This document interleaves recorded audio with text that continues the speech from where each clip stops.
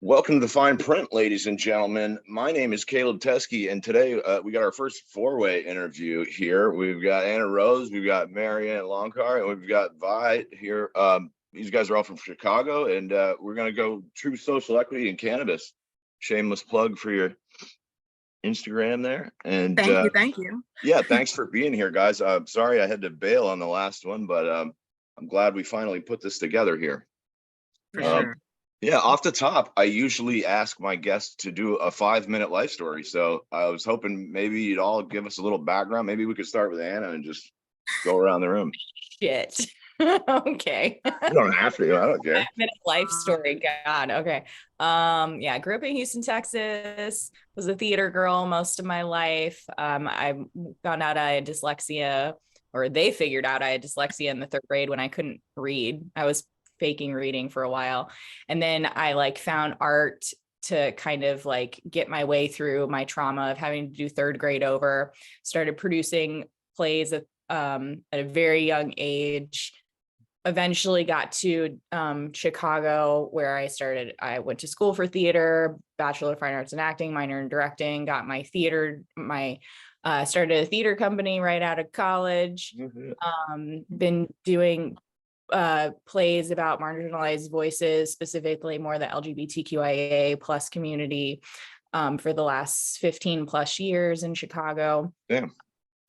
Also found cannabis in college, and it helped me through a lot of bad times. I also have an inflammatory disease that is very painful that I've had since 11. Me too.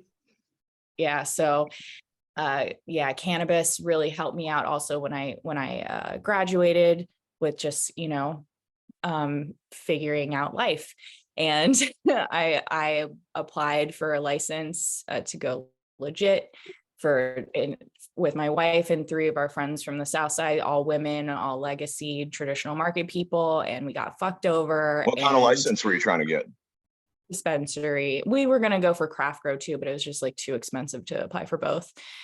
And so when we got fucked over, I found people that were as pissed as me, and we started activating. That's how I found Vi, and then later found Maryann, and I started documenting what was going on, and started really getting involved, understanding more how politics work, because I was very much away from that as a gay girl in Texas and as a theater person. I was just I'm not going to pay attention to that. But with cannabis, I had to, and I am realizing how even more fucked up politics are, and we got to do something about it. Word up. The mic. Next. Bye. Okay. Let's see. I'm Vi Hearing, originally from Kansas City, Missouri. God, 5-minute life story. You did a great job. Let's see. I am a survivor of the war on drugs. I started growing and distributing cannabis and other things at a very young age. I went to the military, where I was in the United States Navy, served there for a while, had loads of trauma just living in the inner city youth as well. Oh, someone's at my door. I am so sorry. Don't worry about it. I'll be right back. Was she just telling me how she was a legacy black market dealer and then joined the Navy? Okay, wait, sorry. Sure, don't you know? I mean, that's acceptable. It's America. That's quite an interesting trajectory there. What was I saying? Okay, I'm from the military. And then after I got out of the military, I moved to Chicago, Illinois, about 20 some odd years ago, and have always been in social justice work since I was a kid, being Black in America. I'm on the stop. Being Black in America. Sorry, y'all, the kids. I'm doing a podcast, babe. Close, get out. And so my husband actually died from a morphine overdose taken as prescribed, as directed by the doctors. And they were not negligent, because the CDC actually came out and said that they understand that opioids is a problem, and that there's not really much that they can do about it, but they're looking into it on how it is that they can have better, safer medications, which is some bullshit to me. Which is when I really started my fight in medicinal wellness and doing alternative care, because who the fuck wants to go through that, you know? And then I became a widow with my daughter, and had my son, now a single parent of 2, and decided to apply for a craft license. And just like Anna Rose, dealing with all the bullshit here in Illinois and the changing of the laws and the improper scoring and yada, yada, yada, yada, on top of having poachers, corporate corrupt poachers that are looking for tokened minorities in order to apply licenses for. I backed out at the last minute because I was being railroaded by Verano. Yeah. And so that wasn't the way that I wanted to go. And ever since, I've just been on this journey of cannabis justice and medicinal wellness justice, if you will. Standing on these politicians and trying to get these policies, you know, right for us, because ultimately, yes, there's a war on drugs, but there's also a war on caregivers and a war on medicinal medicine, and a war on social equity that people don't really want to talk about those wars.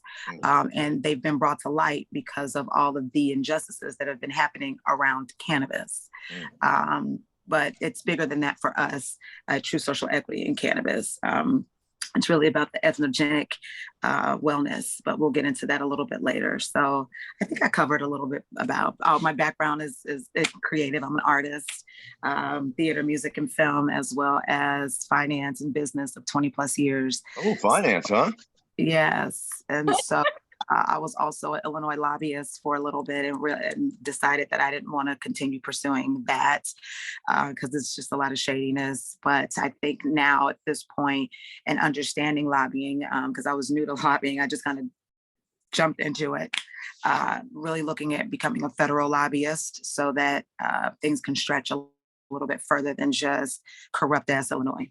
What were you lobbying for, if you don't mind me asking? Cannabis. Okay, cool. Was there any specific organization? I know like a lot of those MPP type organizations are pretty active around here anyway. Yeah. Yeah. So I'm not going to do a shameless plug, but Okay. I co-founded another organization here in Illinois, and we were focused on policy and advocacy work. And so that's really how I got into lobbying, because I realized that there was no one really caring about the policies, and on that end, to make sure that the fine print, as the show is called, that the fine print wasn't being overlooked, because usually that's what happens, and that's what actually occurred. You know, people weren't reading the bills, be it politicians, legislators, or even the people. And so being a voice for the voiceless, if you will, going through this journey, I decided to register as an Illinois lobbyist for cannabis specifically. I also forgot to say that I've been a massage therapist for 12 years. And let me make a note of that too. One of the reasons why bro. like Maya and I like are so good together is like we both really care about self-care and are artists. And then Maryann found us, and she's like just an added addition to the wonderfulness. She doesn't care about self-care. No, she totally does. No, she totally does. But I'm a yogi, and Rose is a massage therapist. And so, you know, we're both trauma healers at the same time. Maryann is a healer in her own space, and I'll let her introduce herself. Very good. Hi, I'm Maryann. I'm first generation. My parents were born and raised in Croatia, and I didn't speak any English until I went to school in Chicago. I was born and raised here. So my dad helped liberate the country of Croatia. So he was kind of a badass, I guess you could say. And he had cancer. And when he had cancer, well, back up. For that, I lived in Hawaii for a while. I lived in Australia for a while. I discovered when I was 27 years old that I had cervical cancer in Australia. I went to a naturopath. I went to an herbalist, found out about Rick Simpson oil, did all of that. So I wouldn't have to do chemotherapy, wouldn't have to do radiation, wouldn't have to destroy my body. When I came back from Australia, my dad was dying of cancer. He was a stubborn old man, thought that, you know, cannabis was drugs, and it was, you know, difficult for him to turn the other cheek on that. And my cousin Annie had a little boy named Cody that was dying at, it was Wildlish Children's Hospital at the time, which is now Comer in Chicago. He died 3 days before his 3rd birthday. And I don't know, you know, we all walk through hospitals to visit friends and things like that. But when you walk through a children's ward, I walk out of that elevator, I was profoundly changed in a way that I would never, ever be changed ever again. And so I was horrified that we give chemotherapy and radiation to little babies and they just can't make it. And the things I saw is still in my memory today, as it should be. And so that led me to realize there were 13 bills when I started this 16 years ago to pro bono work with Mike Graham. And yeah, we bumped into MPP and we bumped into other people that said they were there for patients, but truly they weren't. And I was there to witness it with my own eyes and my own ears to know this. And I worked hard and diligently to write social equity in the bill, our soldiers in the bill, so they wouldn't be penalized, because in the states that do not have medical cannabis, they put cannabis abuse on their charts. Why'd they give them methadone? So that's unacceptable. So I wrote them in the bill, which I think every state should do, to protect them, so that way they can just go to the health department. I helped Connie Moody at the health department write the rules and regulations, so she'd be protected from our legislators that were shady. I held a press conference May 1st, 2018 at the Capitol, and I outed the sponsor of the bill, Representative Lou Lang, for corruption and harassing me because I stumbled upon their corruption of giving it to a bunch of white guys, knowing that everybody was trying to get equal opportunity. And I worked really hard to make sure everybody got equal opportunity, which they didn't do. So I held him accountable. And I went to the Springfield and I outed him in 4 minutes in my speech. He resigned. And then he became the lobbyist of the medical cannabis monopoly here in Illinois. Do you have a video of that proceeding? I'd love to watch that. It's all online. You just have to Google me, unfortunately. It's Cool. Pretty bad. My parents moved to Michigan 40 years ago because of corruption. We were in Michael Madigan's neighborhood, and he was, if not many people are familiar with Michael Madigan, he's the longest Speaker of the House of anywhere in the United States. And he's the most corrupt. And he's just been indicted under 42 counts of racketeering by the FBI. Wow. And so his right-hand man was Representative Lou Lang of Skokie, Illinois, that was down there as long as he was. And so their lawyers and friends were the lawyers of some of these top companies, and they were able to monopolize it and keep everybody else at bay for years upon years. And now they're trying to make retribution, and there is no retribution, because at the beginning, a lot of people that applied thought it was a fair process, including me and the advocate. And it didn't work. We were just going to do a patient's health center just for patients. And we still didn't get it because we dared to call out corruption in our capital, and we dared to hold them accountable. And it was not an easy task. It's still not an easy task. So basically that's me in a nutshell. Well, I thought you were going to be the boring one, but that was an intense story, Maryann. Oh, well, it's true. Wow. When she's talking about stuff, she's talking about like in 2014 when At the beginning. TrueSocialEquityInCannabis just happened. And when we talk about stuff, we're talking about social equity, which was You're 3 talking about after that. I'm talking Okay. about from the beginning of it. And that's when I heard about these girls and what they were trying to do. I jumped on their boards so I could help them. Beautiful. Now, maybe you guys could walk me through sort of the situation in Illinois. I mean, I've read a little bit about it, but maybe you could walk us through like when the first legislation was passed and sort of how it played out after that. Well, we had about 11, 12 bills throughout, like from the 70s all the way up to try to get, you know, medical cannabis for patients. It's been ridiculous. When I was down there, it was Senate Bill 1381, and it didn't pass the House. It passed the Senate. And then we drafted HB 30, which I wanted a nonprofit bill, kind of like how California started out, because I knew that they would mangle it. And I knew that they weren't going to care about the patients as I was walking through the halls and saw all the other unusual suspects that came to town with their cronies, you know, and all their little money in hand. And we are the greediest state. Unfortunately, it's absolutely true. I know that's shocking, but, you know, people think Al Capone's dead. Maybe not. You know, there is Weekend at Bernie's. He could still be surfing somewhere. I know Chicago, from what I know about, sorry to interrupt you though, but from what I know about Chicago politics specifically, it's just the greasiest place. It is. Absolutely greasy. And I worked at the Board of Trade, so that should tell you something. It was worse than anything I've seen.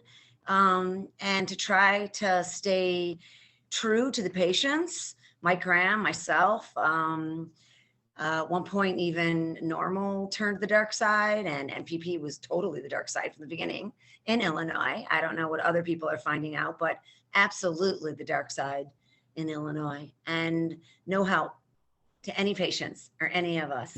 And they just didn't care what kind of legislation they passed. They just want to put their little check mark to the fact that they were there. They stamped it. Look at us. Look what we did. We got another state, which was absolutely, completely bullshit because I was there. And I can give you like an example of some shadiness that I went through with politicians. So we were Give me all the examples. Well, yeah. And before you jump in, Anna Rose, I just want to say the reason why Illinois is so corrupt is because Illinois is one of the few states that still allow for politicians to also hold private practice, meaning that they can have their own enterprises and still be in office and lobbyists. And so when you have those two together, yep, exactly. When you have those two together, it just equals corruption. It's just the playing field from it. And New York is one of the other states that are still like that. And funny that those are the two states. I think there's 5, but those are some of the larger states that also have most of the alphabet crew that are in their states. So they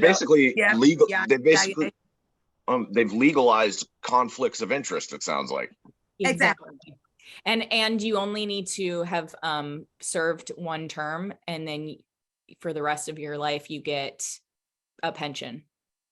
And then your wife gets it when you die forever. Which is why our budget is probably so messed up. So anyway, so this former politician, not even a current politician, this former politician who I was working with naively to make things right, he had proposed a bill that would allow the social equity licenses for dispensaries to go from 75 licenses available to 185 licenses available. And he used me. He called me one day and he said, look, this bill is stuck in the House and the speaker has it. And Greg Harris is the speaker, and he's known for being like the first out gay man with AIDS in the House, in the Senate. He's in the Senate. And, you know, I'm gay too. And I happen to have met him at a choir thing like years and years ago, and I'm friends with him on Facebook. And so this former politician who I was working with saw that and called me and was like, hey, I need you to call Greg right now and tell him to push this through because he's the speaker. And if he doesn't do that, then we're going to have a problem with the gay community and the Black community. And I'm like, okay. I was really confused because at the time, I didn't know what the Speaker of the House was. I didn't know. He was the sponsor of the bill. I didn't know how bills were pushed through. Like, I didn't understand any of this. So I just did what I was told. And I didn't even have Greg's number. I just messaged him on Facebook. And I told him exactly what this person had told me to tell him. And within minutes, it was pushed through. Wow. And this bill is not a good bill. I was like, why did I push this bill through? So this sounds, yeah. I've heard, Vi, I heard you mention the word token earlier. This sounds like sort of this counterpart for the LGBTQ community, maybe, huh? Yeah. Yeah. Slap a gay face on it and hey, look. That's what happens with the marginalized communities. Unfortunately, we get treated as though were unimportant except our votes. Right. Till they and need our you. money. And our money.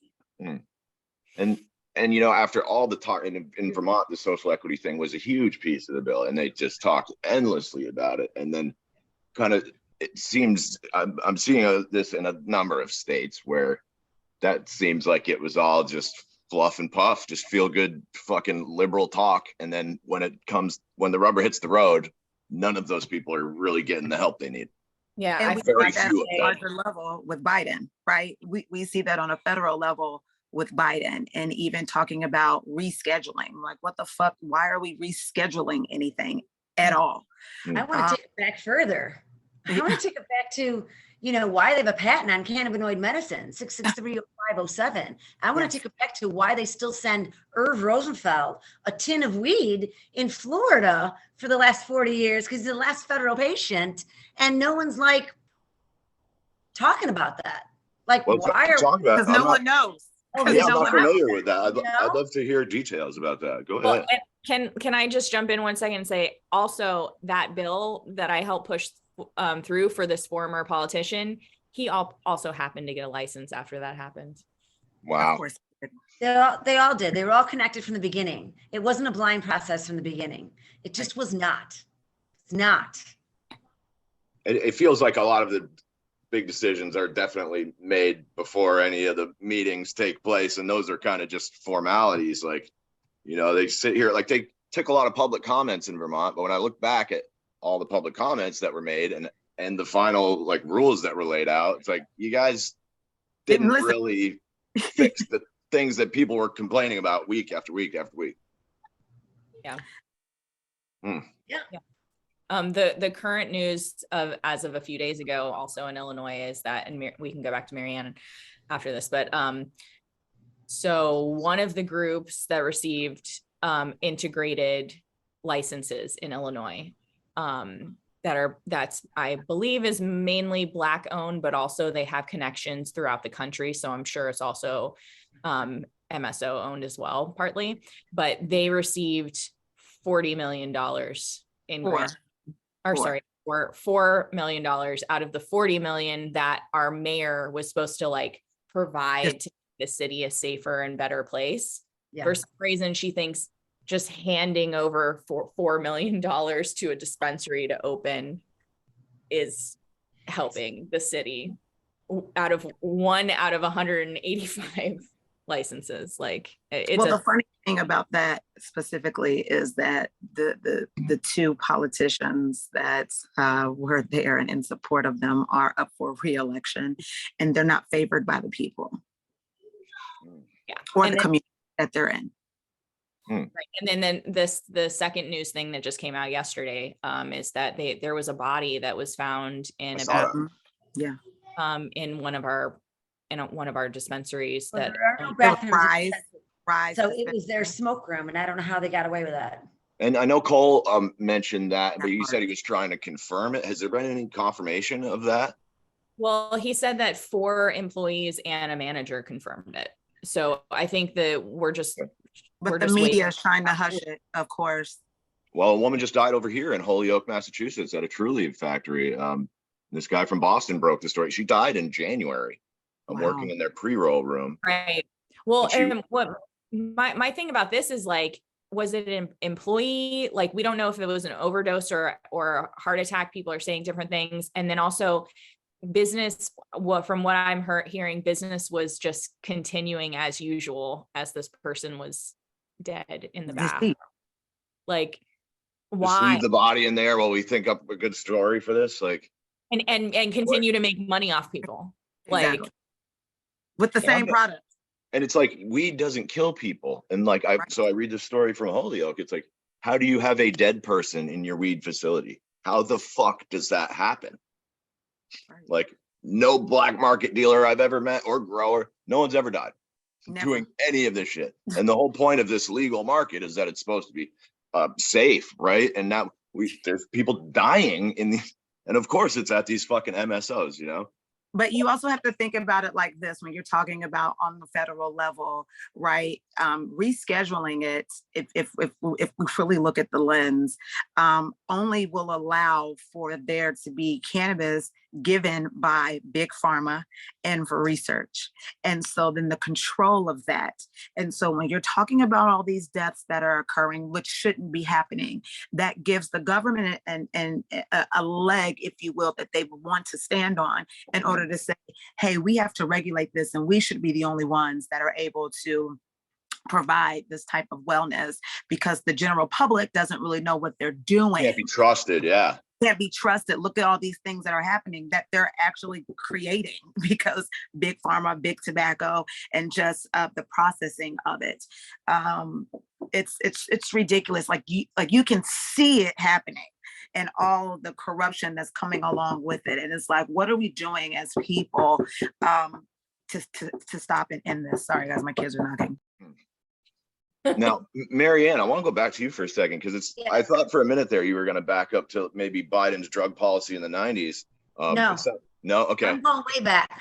Okay, cool. I'm going way back because they have a patent on cannabinoid medicine. Why do they have a patent on cannabinoid medicine? Why hasn't anybody sued our government? It's like Maryann or whatever. Making cannabis, there was 6 federal patients in the 70s that got our government to grow weed for them and send it to them. 200 cigarettes a month they get from our government. There's one living patient left. His name's Irvin Rosenfeld, and he's in Florida, and he's a good friend of mine. I love him to death, but no one has ever studied him during all these 40 years as taking medicine, which is pretty shitty anyway. They don't know how to grow pot. But the thing is we're all groveling and fighting and screaming to get in this industry when our government already has a patent, and they still arrest many of us patients for felonies in states still like Texas and Indiana and places that don't have it. And so like, if I go to Michigan and I go visit my family and I go buy some cannabis and I get stopped if I have some on me in Indiana, I'm going straight felony. There's no joke left anymore. Totally straight felony. Oh, right. Because that would be crossing state lines. And not just that, you're in a very conservative area that does not have medical. So they're not even going to take lenience on you. Right. You know, like parts of Michigan were like that. Berrien County in Michigan. If you got caught in Berrien County, you would have gone straight down for a felony. You have to get your stuff moved out of Berrien County. It's these conservative old white judges that think marijuana is drugs. And they can sit there making their own fucking whiskey in their garage or whatever the hell they want to do in their barn. But God forbid, we take medicine or let our caretakers who we know make our medicine in Michigan. Yeah. So there's a whole fallacy of bullshit to the fact where Irvin Rosenfeld still gets a tin of weed from our government. And we're all like, oh my God, please give us a license. Let us be involved in it. We should be able to grow this anywhere we fucking want. Do they send that weed? Tomato. Do they send that weed to him from out of state? Are they yeah, give me 2 seconds. I'll show you. I was going to say, like, of course, they're like, hey, you can't do that. That's crossing state lines. We could do that. Yeah, but right. only because we're trustworthy. As long as you have a federal clearance, right, to be able to do so, which is so ridiculous. And we're going to be seeing a lot more of that. There are already applications that are going in or that are being drafted by big pharma and big tobacco in order to be researchers, but they've been doing this already. What you got, Maryann? Right there, I got Herb. I got one of Herb's tins. Wow. He sends it to advocates and people that don't stop. And so I was lucky to get one. And of course, there's nothing in there. I was like, what? You leave me high and dry? But he did leave me a nice little note. Huh. Nice. I can't read it. What's it say? It says, to my friend Maryann, keep up all your good work trying to help others. I took on the United States government starting in 1973. Wow. And I hope this tin will help you educate others and teach them about the benefits of medical cannabis, open the eyes of others so they too can see all the hard work that you are doing. Be well, Herb Rosenfeld. Aww. That's lovely. It is lovely. So he wrote a book. So everybody's got to buy this book. If you want to learn about how shystering our government is, right here. Irvin Rosenfeld. A tin of weed from our government. 200 cannabis cigarettes must be taken. And where is all the extra cannabis that they grew? You know, Who knows? It's they shit destroy- stuff, but I mean, Well, look, it's probably given to There it big is. pharma so that they That's can what he create gets. the cannabinoid that they're distributing that's a synthetic, which is how they know how to kill people. The fuck? Yep. And Rick, everybody. Right. Got And it. you said you had cervical cancer, Maryann, and I did in Australia. you used RSO to I treat used that. RSO, you and said then I went with the naturopath. You said you And totally then I went skipped to an chemo? herbalist. You did no chemo, no radiation? No chemo, no radiation. So for instance, okay, education class 101 on natural medicine besides cannabis. Right here. I go to a Chinese medicine woman still. Here's her card. Can you see it? Right Yeah, there. What's in the bag?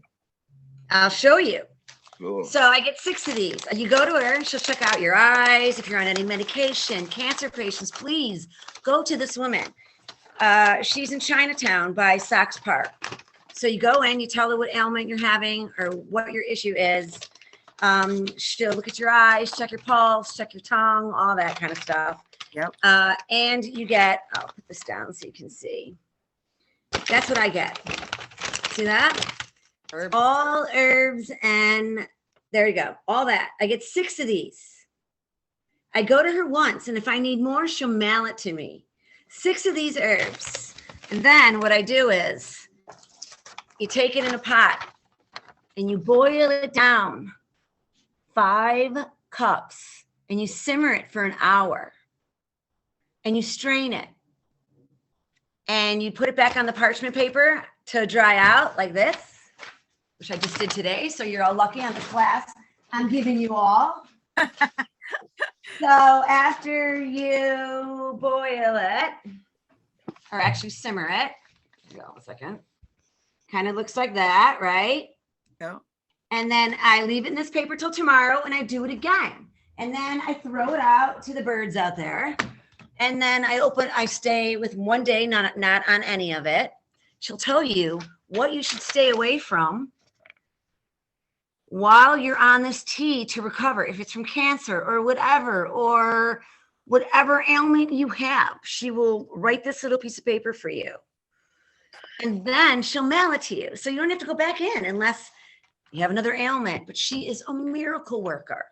So since my cancer, I still go to her here. I had one like that in Australia when I lived there. So now I go to her here. That's my story. Can you tell me? Can you tell me sort of the regimen of RSO? I'm curious because I've heard, I think my friend said he did a regimen of like 60 grams or something in a certain time frame. I'm curious about the dosing. Well, Rick believes that it has to be, he uses indica, high THC, high CBD indica. That's what he says. Now, he does the alcohol, the 150 proof, right? And he boils it down to, I don't even know. I haven't watched him yet, but I will. I promise you. So I had the pleasure of meeting Rick Simpson last September. Oh, sick. Yeah, I'm working on a documentary. Also working on a documentary with these ladies. So the documentary I'm working on is going to be called The Advocates and talk about the original advocates that we forgot about, like Rick Simpson. I want to do a documentary. And even Rosenfeld, I mean, we're forgetting these people. We're forgetting that, in our old pharmacopoeias, cannabis is in there. Yeah.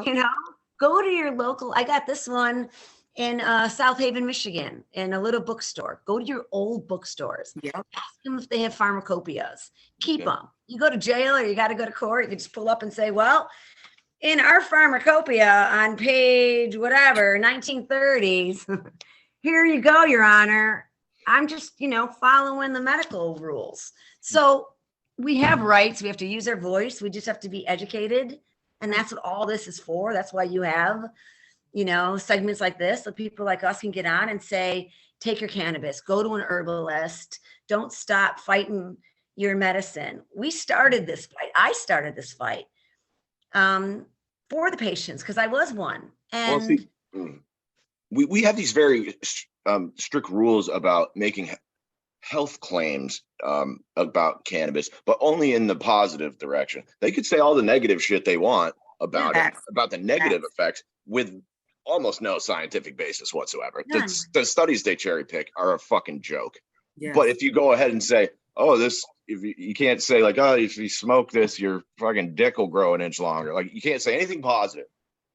The state, however, which is wild, because meanwhile, we have 8-year-old kids taking fucking Adderall, you know, because they won't sit through school. And where's the discussion about that?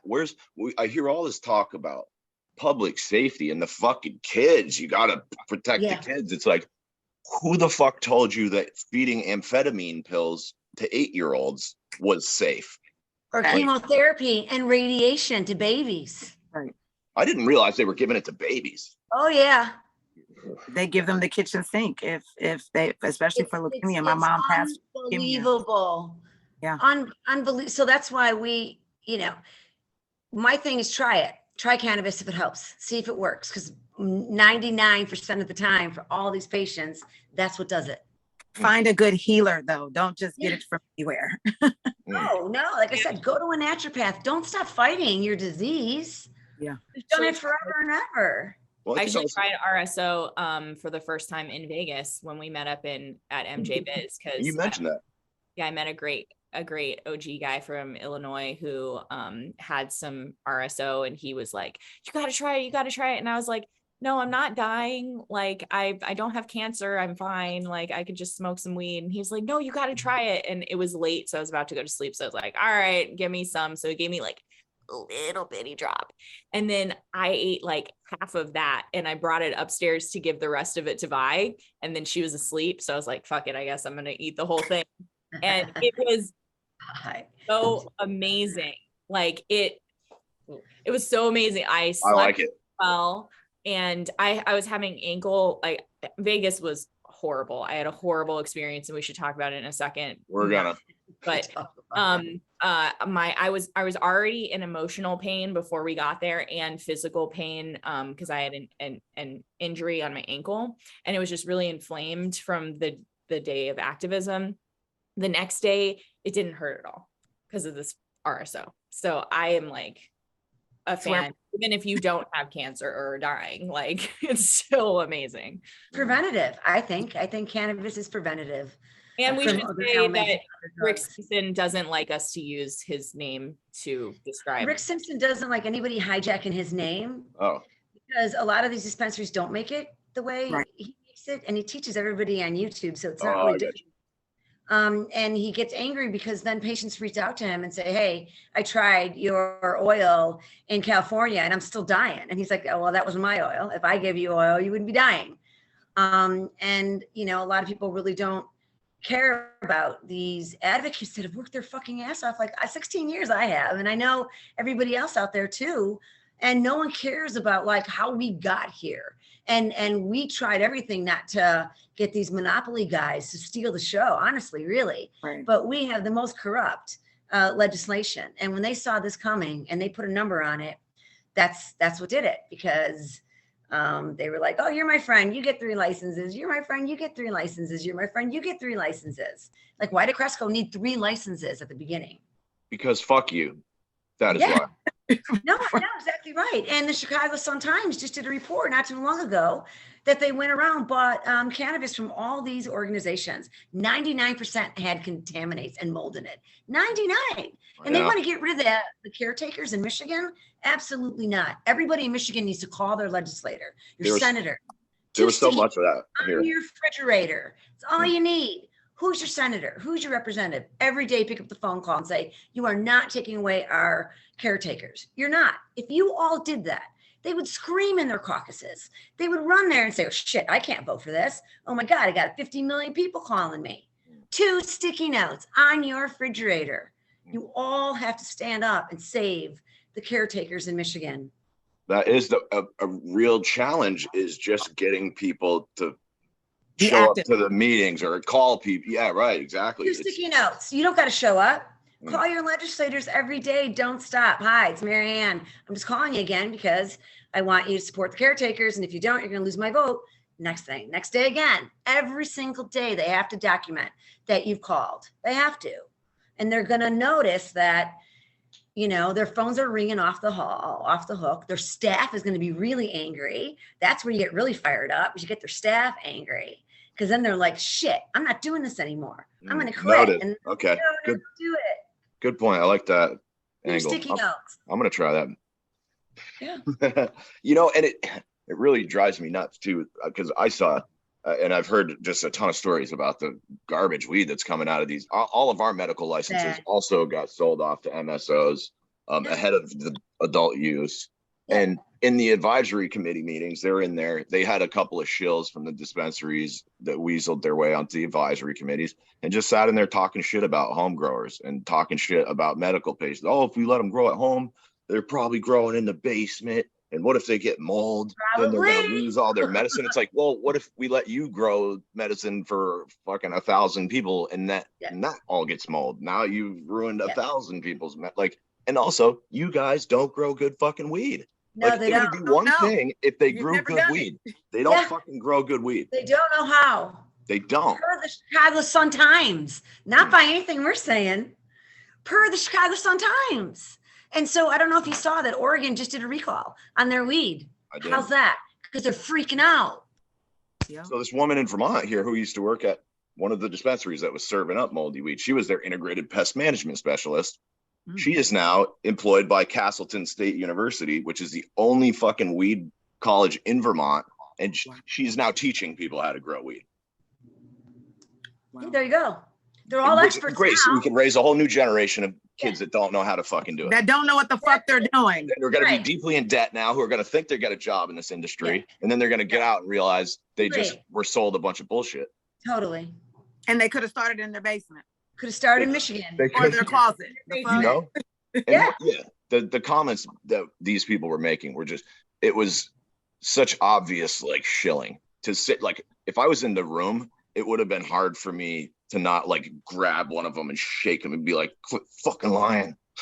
Like, you're not fooling anybody. Thing, like the anxiety and the PTSD and the trauma that comes from being an advocate and activist, right, within this space, because we've all seen so much. We all have personal horror stories, whether there are people that we know that have been harmed, not just from the war on drugs, but just the utilizing, right, and utilizing and caretaking. It's fucking sad, man, at the end of the day. But like Maryann said, we can't stop because that's exactly what they want. They want us to be quiet. They want us to go away. They want us to not make noise. They want numbers. That numbers. 2 sticky notes. Everybody says, what can I do? You don't got to show up if you're going to be lazy. Shit. Okay. 2 sticky notes. Do something. Schools are the new racket too. Like, we were just at an event at DePaul. And they're opening a business school for cannabis, which is wild because they're not 21. Because schools are the new racket, really, because everyone they get federal funding. They get federal funding, but in DePaul they can't smoke pot. None of them can smoke pot on DePaul. Right. They're gonna have a business school. They'll get kicked out. Ridiculous. Don't smoke pot around your business school. Yeah, there's all these rules also about marketing to children. It's like, you're not allowed to do any marketing to children, but it's like, okay, but you can take a kid who's not of legal age and run him through a fucking college degree program. Like, that seems, I don't know. But you can market Ritalin to children. Oh man. Right. You can market on our TV by telling us to talk to our doctor about every fucking drug that's on the television set. Or my timeline and Facebook. I get ads for more commercials for the pharmaceuticals on our TVs every 2 minutes. That'd be great. What to ask my doctor for? That'd be amazing. I get buprenorphine and Vyvanse, all kinds of shit. I'm like, why are you sending me this? First of all, I've never used opiates, so I don't know why I'm getting buprenorphine ads. It's shameless. And it's honestly, I think that's probably more that's dangerous. The public safety arms. Dude, and a lot of these people who rail against public safety, a lot of the angry parents groups, I really genuinely believe that they are fucking these kids up worse than any weed ever will. They crank their heads full of fucking misinformation or sometimes just straight up lies. And you know, it's like, hey, why don't you try being honest with your fucking kids? Okay. Like, sorry, like, and I find a lot of them also maybe had a drinking problem or something. And now that it's like, oh, surprise, you can't handle your shit. So now you've got to go push your fear porn on the world. And I'm still seeing so much of that. It's really hard to deal with those fucking people. Yeah, I mean, we have Those people are my parents. I'm sorry.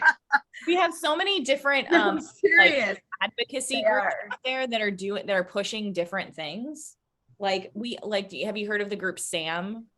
Oh God, I've been trying to get one of those guys on because I like to dunk on that. They're fucking idiots. Yes. Well, I mean, like it's an interesting perspective because like these kids are like usually under the age of 25 or 30, and so they were around after legalization. So like vapes and the whatever smoking device that like is really addictive, like that was out. So they basically got addicted to that, and they're blaming it on cannabis.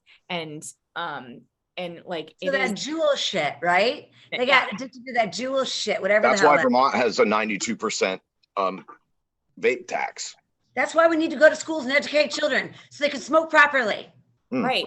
Yeah, because True. I don't really like vapes. I know the reasons why people do like vapes, but for me, I have asthma and I haven't seen we haven't had vapes long enough to see the long-term effects. So I'm like, I'm gonna stick with my flower. I'm a joint girl.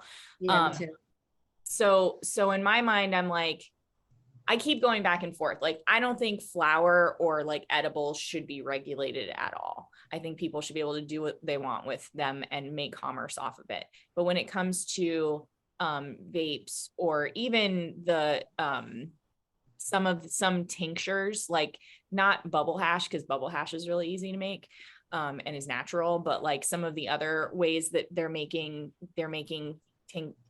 condensed versions of cannabis, like possibly should be more regulated, because like that could potentially be dangerous. Sure. Making it, and however you know what I'm saying. So I mean, I have a very low threshold for edibles. So like if the difference between like 20 and 40 would be like almost a panic attack there. Yeah, like a really nice time, or like, uh-oh, I'm having trouble breathing. And that's a ride you can't get off. I don't do edibles. I don't care. I'm a joint girl. I don't like eating something and then later on I'm on a ride I can't get off. No. I like edibles. I do. But I've definitely learned the hard way more than I care to admit. Well, and that's also like, if we just get out the information, the dosing information, which is really simple, start with milligrams and work your way up. Right. You know, like that's a super simple way to dose edibles.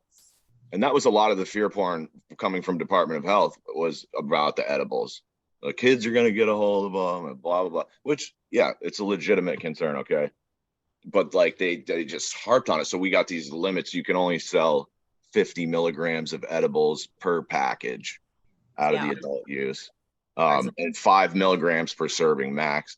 So like, you know, my buddies who eat like 300 or 400 milligrams a day, they're like, well, what the fuck is that going to do? And that you're walking out the door for 50 milligrams right now, you're walking out the door for $30, maybe 35 after tax. It's ridiculous. Here it's ridiculous. It's absurd, you know, and it's like, and also the wasteful packaging is, after all this talk about helping the environment and shit, it's like, well, if you want to help the environment, you would take fucking 10 packs of those and put it in one and let me take that. Yeah, because that's how much I want, and I'm an adult, and this is a rule for kids, and it's not a kids market. The people that are buying products at dispensaries, they're newbies. They don't know what they're doing, and they only want to spend $10 to $30 on a joint. And so they're marketing to the newbies. They're not marketing to us stoners who have been doing this for forever. Or in communities where they don't have the same access that the inner city will have. And so you have patients that are going there who really need it. When we were out at the suburb dispensary protesting, you know, we saw some of the patients that were coming through in wheelchairs and things like that, and are like, there's nowhere around here that I can get anything, you know, other than pharmaceuticals, which is killing them, and they don't want that. And so then they take the risk of going to, these dispensaries and feeling like, because it's a business, that there's safety around it. And there isn't. No. We fought for safe, affordable access. There's none of that. There's none of that. If the Chicago Sun-Times is saying that 90% of it has mold and contaminates in it, what's it doing to these patients? What's it doing to these children? Exactly. I mean, that's what you should be worried about. Not patients having access to this, but what's in it? Right. And the ones with the worst offenders of these violations, it seems like, are the ones who rail in favor of public safety and health measures the most. It's like the priests who like rail against gay guys, and then you find them sucking a guy's dick in the club, Yeah, it's like we should drug test every single one of our legislators because they get federal funding. We should make that a bill. Now they'll never pass it, but we should make the noise that, okay, you're going to come after our people. They should pay you, and you get federal funding. So we should know what's in your pee. They're going to have like cocaine and like pot. If you have pot in your system, all bets are off. Yeah, they don't want us to know about the cocaine and other stuff. They don't. That part. The coke gets out of your system quick. Exactly. Oh shit. What are you guys' thoughts on? I wanted to ask you about sort of the DUI stuff, because I know right now in Vermont, well, they might be done now, but they just trained a whole new round of drug recognition experts. They're doing it basically, for cannabis DUI. The test is exactly the same field sobriety tests. They do the fucking, 9 steps, turn, come back, to stand on one foot, to fucking shine a flashlight in your eye. I guess that tells them something, and also, really they debated this forever. Phil Scott held this bill up forever, which I thought was just a bullshit cover story, but they trained all these new cops. They spent a ton of money on these trainings, and they're going to just say, oh, we're going to test for the exact same way as alcohol, when there's, again, zero scientific basis to show, and they didn't provide any either. They just bring in a guy from Department of Health and say, yep, and then that's the science, and there is no science. Another way to criminalize. Right, like the alcohol test is pretty accurate. Like there's some good science behind that. Yeah. Eventually, if you drink enough, you're going to start stumbling. But I can smoke joints all day and I drive fine. It doesn't. I've been we used to get high before driver's ed. Like, sometimes I'm a little slow, but like, I have a lead foot normally. I like drive 20 miles over and then if I smoke, I'm like the speed limit. I like can't drive over the speed limit. Yeah, I can't. They also like to cite this one study from Colorado, which showed that there was a spike in car accidents after they legalized out there. But like, okay, so you cherry picked a stat. What they don't talk about is like, oh, during that same time frame, like they giving alcohol in their system. Well, they were giving out to-go cocktails at every restaurant because it was COVID. So they don't mention that. And they don't mention the asterisk right under it, which says, yes, despite our hypothesis, there is no causal link between cannabis legalization and the fucking car accidents. So they took a correlation and then they present it as a study, as legitimate science, but it's not. And, honestly, that's the type of shit that really drives me nuts, because you're supposed to be public health officials, you're experts, and you're getting paid. Some of these people make good fucking money on our tax dollars. And then they come out and they spout this bullshit, and they're immediately taken seriously because, oh, she's a public health expert. It's like, well, what the fuck do you really know about this plant? Nothing. And those people get taken seriously. Meanwhile, people that have decades of experience in growing and manufacturing and selling just get laughed at, and it's ridiculous. Caleb, do you remember when the cops were going after growers and they were stalking out grow shops and all of that, and they were following people back, and they would bust them, and they didn't care if they were guilty or not. They would just want the forfeiture law that they had. Remember that? Just to forfeit everything so they can get equipment and they can get new cars based on legacy growers. Yeah. And that's a good point there. Yeah, and they sell them off and they make the money. Or they give them to the people that they, are already, in that pool of business with. They're like the IRS. In the last session in Vermont, there was a proposed bill that was supposed to shave down the civil asset forfeiture, because it was supposed to be like, oh, we're going to legalize weed, so we're going to have to kind of slim this down so that we're not doing this to the weed dealers. Well, that got reduced to just like, oh, we're going to just do a study to see if maybe we should change it later. So it's like, yeah, you guys are going to get a couple more years. And I've been telling people this. Sometimes people think I'm a little off the deep end on this, but I said, this is just legalization is just going to give cops more opportunities to fuck with people. Yeah. And I bet we'll see a spike in fucking DUI arrests as well. They're gonna go after, because the cannabis monopoly is gonna give them money. That's gonna be their give back, probably to the local police or something like that. And they're gonna go after the caretakers like they did before, like they did in 2010 and 2011, 2012. I was a caretaker from 2012 to 2014, and I was a victim of this, so I know firsthand how they do it. But it seems like now they're going after parents in Michigan. Really? Yeah. They were for a while, a long time there. They were going after parents and things like that. Yeah. Yeah. Right now, kids came to school smelling like weed because the parents were growing. Oh, I got you. Okay. You know, in the house. So that started to rattle a lot of people, and they were taking their kids. In addition to pregnant women that are utilizing it for their wellness and having their children stripped from them at the hospital. Yep. Well, because their breast milk is testing positive or something like that. Not even their breast milk, their blood, when they go in to deliver. Okay. When they go in to deliver, then they're bringing in DCFS and all these other organizations that are there and this is happening around the country. And really trying to take their kids and saying that they're not in safe spaces because they're already criminal. It's criminal. That's why we need to see what's in their pee. Yeah, right. It's like, and honestly, again, I'm going to come back to the point that that's probably doing more. Taking a kid away from their mom is probably going to fuck it up more than a couple of fucking milligrams of THC in your bloodstream. That's going to help you have an easy delivery first and foremost. It's ridiculous. That's just. Yeah. That one really chaps my ass, man. And I'm surprised, honestly. Some of the women, I've watched some documentaries with some women that have had their kids taken, and I don't know how they don't go postal. Like, you can see the rage. Like, well, I was one of those women that I smoked cannabis right before I went into the hospital to lower my anxieties so that I would be okay. Of course, when you're pregnant, you can't even puff that much because your body just can't handle it. So it's not even that you have an over toxic amount in your system. That's impossible. And seeing how those institutions are, and being an advocate for myself and seeing that is another ring as well, just to try to hurry up and induce somebody so that they can go and do whatever they want to do. I literally had the doctor tell me, we need to go ahead and induce you because I have plans. And I said, I will walk out of this motherfucker and dilated at 10 centimeters and you guys will be liable. So you can go play your golf, but you're not sticking anything in me at all. Zero.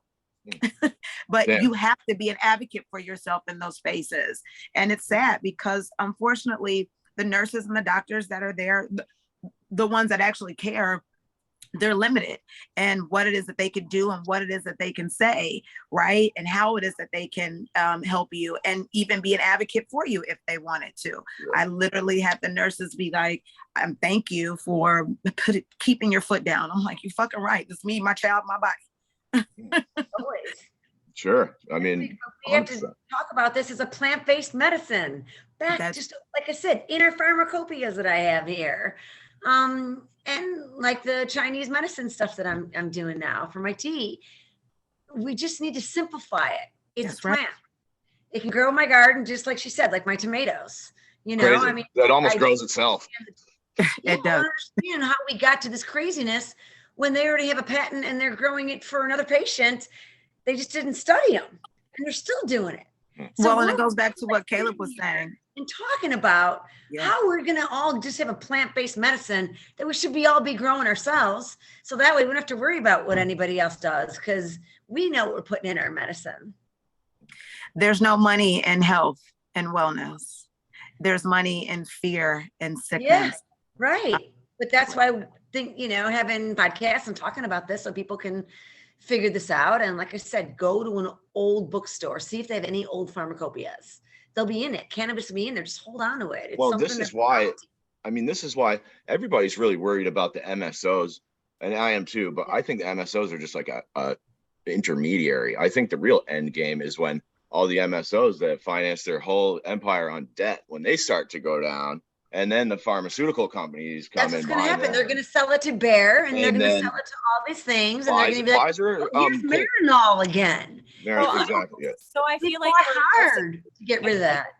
I feel like we're actually missing a step that is currently happening, which is they're selling off to celebrities.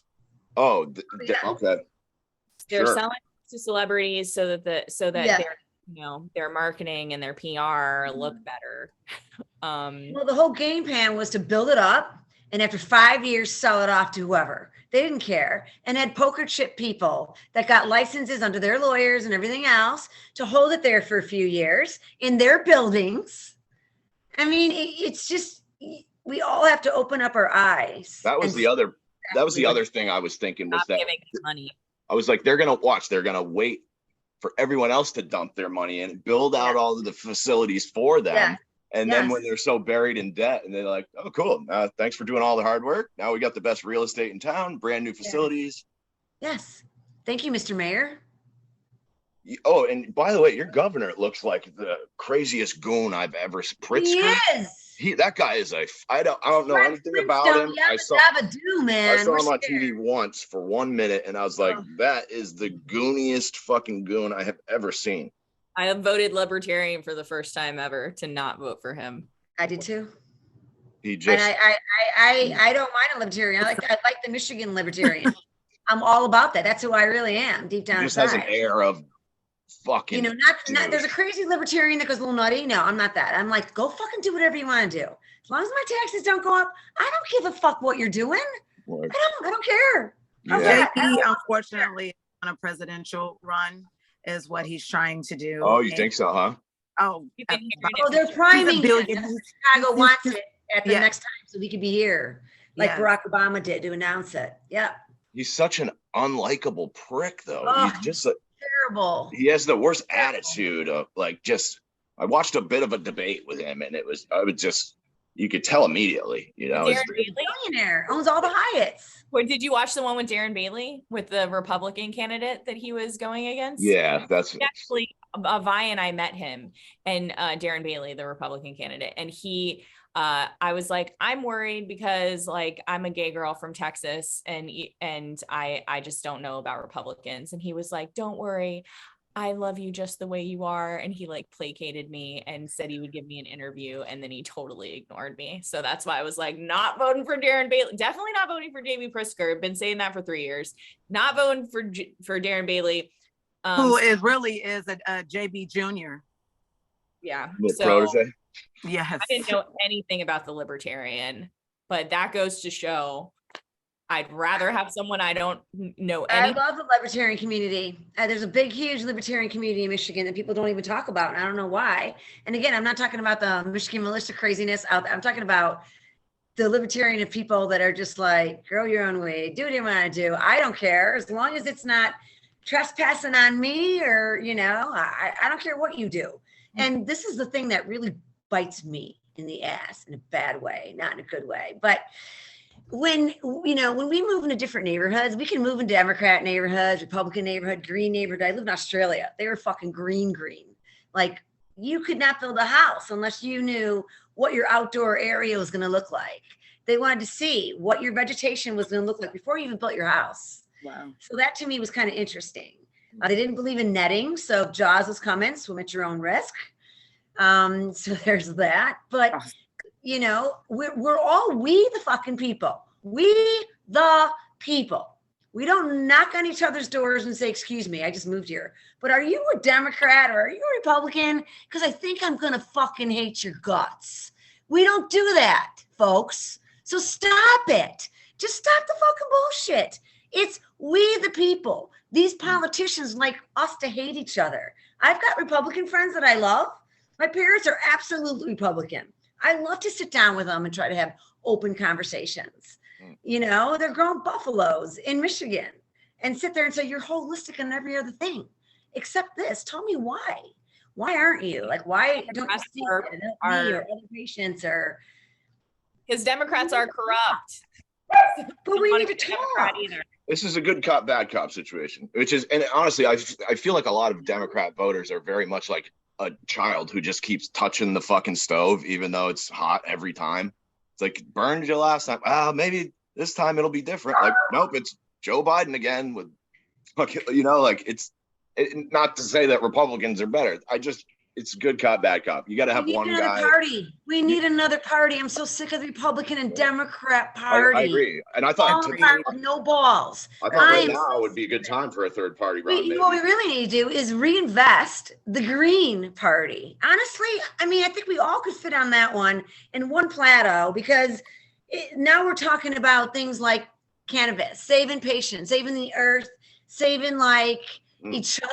You could have a big coalition there for sure. I want to be under. I want to be under the Green Party or the Libertarian Party or the party that's not going to just shoot my neighbor because they're Republican or Democrat. My neighbor next door, she's lovely. She lets my dogs out. She's staunch Republican. I'm not. Okay, I'm not. I don't care, as long as you're not a dick, like you know, or like racist or hate. You know, like away from that whole hate. You know, that's the part I hate, is just the hate. It's like, we don't have to do that. We can respect each other. Say, okay, you're Republican, I'm Democrat, I'm independent, I'm green, and have a dialogue of why. People are afraid to talk. It seems like now it's like minor differences. People just get scared and run away. It's just everybody shuts down so quickly. And it's because we respect each other. Well, you know, can I tell? And I also think the internet plays a role here, where our conversational skills have kind of become diminished over the years. Totally. COVID. Dialed down to like 100, like a tweet, and people don't know how to have conversations. No. And a lot of people that try to get involved in these conversations don't know what the fuck they're talking about. And it would help if they did. Right. If like people knew more people that were on cannabis because they were dying of cancer. Right. And you know, I'm in a very Republican area where I live right now in Illinois. Staunch Republican. I got the head of the GOP to vote yes, because I delivered him beer, and I would write my bill number on each and able of those yellow labels. And I'd come there clonking with all this beer, top it off, and I'd say, "Hi, it's Maryann, the cannabis girl again, just dropping off some beer, you know, for all of you," because I knew that they wouldn't get rid of it, and they'd take the label and they'd memorize it. So in the hallways, I'd be like, "Hey, HB30, it's Maryann," and they'd be like, "Hey, the beer girl." I'm like, "No, the cannabis girl." But yeah, let's talk about it. Yeah. So it's like that's awesome. What it does. Like, you're nonstop. You got to be. These girls, nonstop. I just interviewed an alderman who's running for a second term, and about the cannabis issue. And he said the same rhetoric that everybody says, like, well, the stuff in the dispensaries are tested and safer. And like when I was purchasing prior to legalization, like I didn't know what I was getting, or like if it was, but then he'd be like, well, I actually knew. So I brought him a product that I have from Legacy Traditional Market. And I was like, look, they're like, this packaging and this information is literally like, you can see the safety things on this product. It might not be an Illinois product, but it's still from like the legal, it's still been tested in the way that the legal market would like to be tested. So what I'm saying is, like, we've gotten to the point in like, and he didn't reject it. He took it with him. Exactly. Of course. Yeah. But she was very open about like smoking. So I was fine to share with him, and that I didn't think was hypocritical. But I just feel like a lot of people don't understand that, like, a lot of Legacy is coming through channels from other states that are legal channels. Maine's sending a ton of weed down here. And it's good weed. They got a killer fucking herb. They got cheap concentrates. We have no concentrates on the shelves in Vermont anywhere, because we got these stupid THC caps where you have to 60% or lower on solid concentrates. Like, it's ridiculous. But I mean, look, this is just yesterday, you guys. What's that? Oregon test? Oh, and you know what? Massachusetts, I saw just removed their pesticide testing requirement. Yesterday. It's like you guys were the ones lecturing us about how this needs to be Right. tested, and now Right. suddenly you got So your market in Oregon's place, and been you're doing it for immediately years with mold. Is this what I'm supposed to be believing now? So they've been selling mold to all the patients in Oregon for all these years. Mhm. That now they're finally doing a recall. Illinois still's not done our recall. Well, Yeah. this None. Lou Rinaldi told me in Connecticut he filed some FOIA requests and found out that the governor and one of the commissioner of the control board or whatever they have conspired behind closed doors and quadrupled the allowable mold and yeast limits, didn't tell anybody, and then just proceeded like that. Yeah. He's lucky he found that information out. I tried to fill out 2 FOIAs, including the Chicago Tribune, and were denied. Really? Yeah. On what grounds? And well, I wanted to know how they did the first grading in 2015 and who was involved and how it was processed and how they got to all those numbers. And they didn't give any of the numbers of the grows. Have Only you the filed any FOIAs successfully? I filed 2 and the Chicago Tribune filed 1. And they sent me a letter. They needed 7 more days. And then within 2 days after that, they rejected me. They just said that they What was couldn't. the grounds of The rejection? grounds was that owners and everybody were supposed to be remained secret. And my question was, well, sure, you say that in the processing of grading it. And if it wasn't secret and it wasn't rejected, surely a woman, a minority, a veteran, and a disabled person that all applied in these licenses would have received one. But they didn't. It was just to connect it. So the Speaker of the House here, Michael Madigan, is going down for 42 counts of corruption on getting bribes from Commonwealth Edison, our electric company, and AT&T in Illinois, giving them ghost jobs, giving them tons of money. So they just got caught by the feds. And so they haven't even gotten to the debacle of the cannabis industry yet. And so that's why I think True Social Equity. Oh, so that other case is probably a big, high-profile case, huh? Tons of people sued. People are still suing from the 2015 licenses. Wow. Yes. So that's why I keep telling, when I speak to these girls, it's like, we got to go back to the beginning, to the very, very beginning, because they have debacled this. That's what I had to do. I had to go all the way back. All the way to the beginning. Watch all the advisory committee meetings. Oh, God. The only ones that got it right is Michigan, because they allowed caretakers to actually give a shit about patients, and caretakers and patients on the back of each other's cards. So my card had my name on it, and on the back, it had my patient's name on it. My patients were able to come and look at their plants and see it. Nice. Yeah. They probably like that, huh? Yeah, they want to know like what it looks like. Many people don't know what a cannabis plant looks like or how it grows or what the medicine actually looks like or how do you get it to where it is and all that, especially if they take edibles and things like that. So it's kind of nice to walk in. Like they think like when you grow cannabis, it's such a sweet smell. I mean, it's like so like candy store smell. It is like my favorite smell really in the world. Like Maui Wowie and green crack or Granddaddy Purple. Carrera. Yeah, my buddy lets me walk through his outdoor grow like once a week in the summer. I'll just go up there and do some aromatherapy and like walk. Yeah, it's all in your clothes. Then when you walk past, it's really relaxing. I love it. I love taking care of plants. I'll do that every day of my life. Just give me my headphones.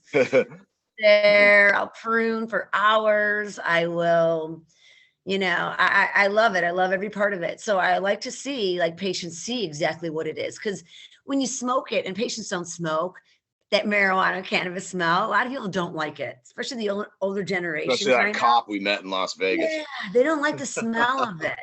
So, but when you walk them in a grow and they smell how sweet it is, now they're like, oh, I get it, I cool. I hate that. I don't like the smell of it. That shit was hilarious. You go, I don't like the smell of meat. Should we make that illegal? Yeah. That was great. I wanted to ask you, I was going to go to the Vegas stuff real quick, if that's cool. Go Is girls. that good if I change gears here a little? Yeah. Okay. Because I thought it was interesting that you guys were out there. It didn't feel like you're seen. And it seemed like a long way to go for a protest, although, I certainly admire your dedication to that. Could you tell us like why you decided to go out there and what the plan was? So I guess I'll take that one. Well, the main reason why we decided to go out there was I have been to MJ Biz. It's actually the largest cannabis conference in the United States, and they gross over 200 million, probably more than that, in just that week's time of people going there.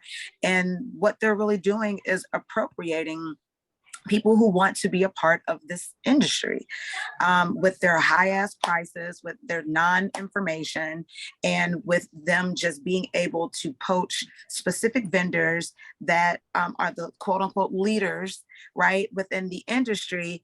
And people pay all this money and they leave still feeling like they didn't receive anything. The knowledge that what they got were a lot of business cards and probably people that they won't go back and talk to. Right. I will say that one of the benefits of networking is really what the outcome is of that and going to something like that. Do you have to pay thousands of dollars to network? Not at all. So we actually went out there to protest that conference, one, because this is greater than just the state that we're in Illinois, which was the worst state in regards to social equity, and was one of the first states that came out with the social equity policy. And what happened with that is that all the other states ended up looking at Illinois to adopt a botched social equity policy that ours was botched. They just didn't use it at the first. Or just didn't use it. It was exactly there. It was put in there to protect social equity. Right. They just didn't use any of it. Right. So, in being there and really wanting to get the word out that you don't have to go to these types of conferences. There are other avenues that you can take. By the way, have you thought about how much money that they're making off of you guys? Let's talk about the larger issues that that are. Right. I got my free press pass. Yeah, hell yeah. Exactly. But they're getting promotion from you. So someone might see that you went last year and want to go. Hey, there's and for sure. And go with your own risk. I mean, but know why you're going. If I wasn't doing this project here, you would never fucking see me at one of those things. I don't like the amount of people. I don't like all the fucking companies. They got companies selling securities down there. It's like, how are you guys selling fucking securities when people can't even open bank accounts? Like, you know what I don't like? I don't like seeing this. Oh, I saw those guys. Yeah, I tried to hit them up. I wanted to ask them about it. I don't like seeing this. It's the buy weed from white. Clout Kings. I don't like that at all. Let's not promote them. Like I on the page on True Social Equity and Cannabis, if there's something that's getting a lot of news that I don't want to promote, I don't share that shit. It's like, why share Trump if you don't want to get Trump? Like if you don't want Trump in office, don't share his shit, even if you think it's dumb. And see, I like to write comedy. I was writing comedy for a long time, and I'm not. Sometimes I want to go at those guys and just clown on them. Yeah, but it's the any press is good press type of thing. I know, but you also have to call out the scumbags in the industry that have stolen this. And now look at me, I'm going to wear a white t-shirt to buy white, weed from white guys. But don't worry, we're going to recall all the weed because we can't grow it. Well, from what I understand, that company is already known for like having shitty weed. But so so to go back to Vegas, like Vi and I had been talking about specifically going to protest since last year. Right. Because of all of what she was saying. And, we're like running on steam at this point. Like, we're so fucking exhausted. And Maryann came to us in a perfect place because like we were hardcore, like doing a lawsuit at that point. but also like skepticism and like frustration and stuff was coming in. So she was a great, like, no girls, we got this, like addition to our To team. reinvigorate us. Yes, because Yeah. unfortunately there's so many organizations that mean well and then end up being They're fucking fake. going Yep. the other way because Absolutely. they think about the business aspect of it versus the people aspect of it. And we've been true to giving a fuck about the people and the generations that have to come after us with this and how the it is. patient. And the First of all, patient. And Yes. and we don't take any MSO money. Like almost, I think every single advocacy group has taken MSO money. all of them. All of them have.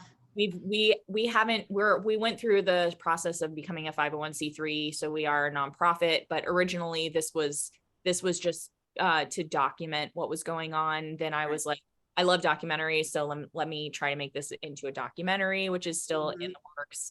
And That's what I want to do. I yeah, got it. it's a lot of fucking work. We can talk about that later, but and now we're like, and now we also have WeedThaPpl as well, which is we're trying to help people that want to run for office in the next 2 to 5 years, or find people that are interested in running on a anti-corruption and plant-based medicine platform. But so we were in Vegas, and it's and like Vi and I already had physical issues going on. Like Vi, you had like a hip thing going on. I had ankle thing. My fibromyalgia, I have fibromyalgia. So my fibromyalgia was like acting up. I was spasming and it was just. I got psoriatic arthritis, and like I had to come just sit down on the ground out there with you guys because I was dying. Yeah. And we also had decided like, we're not going to go unless we get a sponsor, because we weren't like outwardly looking for a sponsor really even. But it just happened 2 days before we were leaving. I was having dinner with a friend of mine that happened to be going to MJ Biz, and he was like, I'll give you $1,000. And I was like, shit, like, okay, I guess like that's not going to cover everything at all. But we're still out of pocket, and it's real fucking expensive to do this advocacy shit out of pocket. But like, I thought it was a sign, like, let's do this. Right. So we scrambled to throw together like going to this thing, and it was as well as to just bring the awareness out about who we are, what we do, why we do it, and hopefully talk to other advocates, activists, right, that and just people that want to get into the industry on how it is that we can unify and lift our voices together. This was the largest place that everybody would be in one fucking location. Yeah, if now not the time, when the fuck is it gonna be?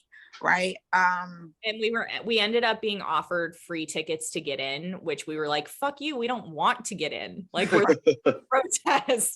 Listen, the whole way I was like, I'm not giving them my picture. I'm not signing up for this bullshit. Like, I'm not doing it. Did you guys end up going in at all? So we were asked to come in to film some panels. That's right. So, you said this. Yeah. So that's why, like, I was like, okay, fine. We're being asked by Black magazine, the Black Canna magazine, to come in and shoot for the panels that we're talking about social equity and the disparities that are going on in regards to cannabis injustice.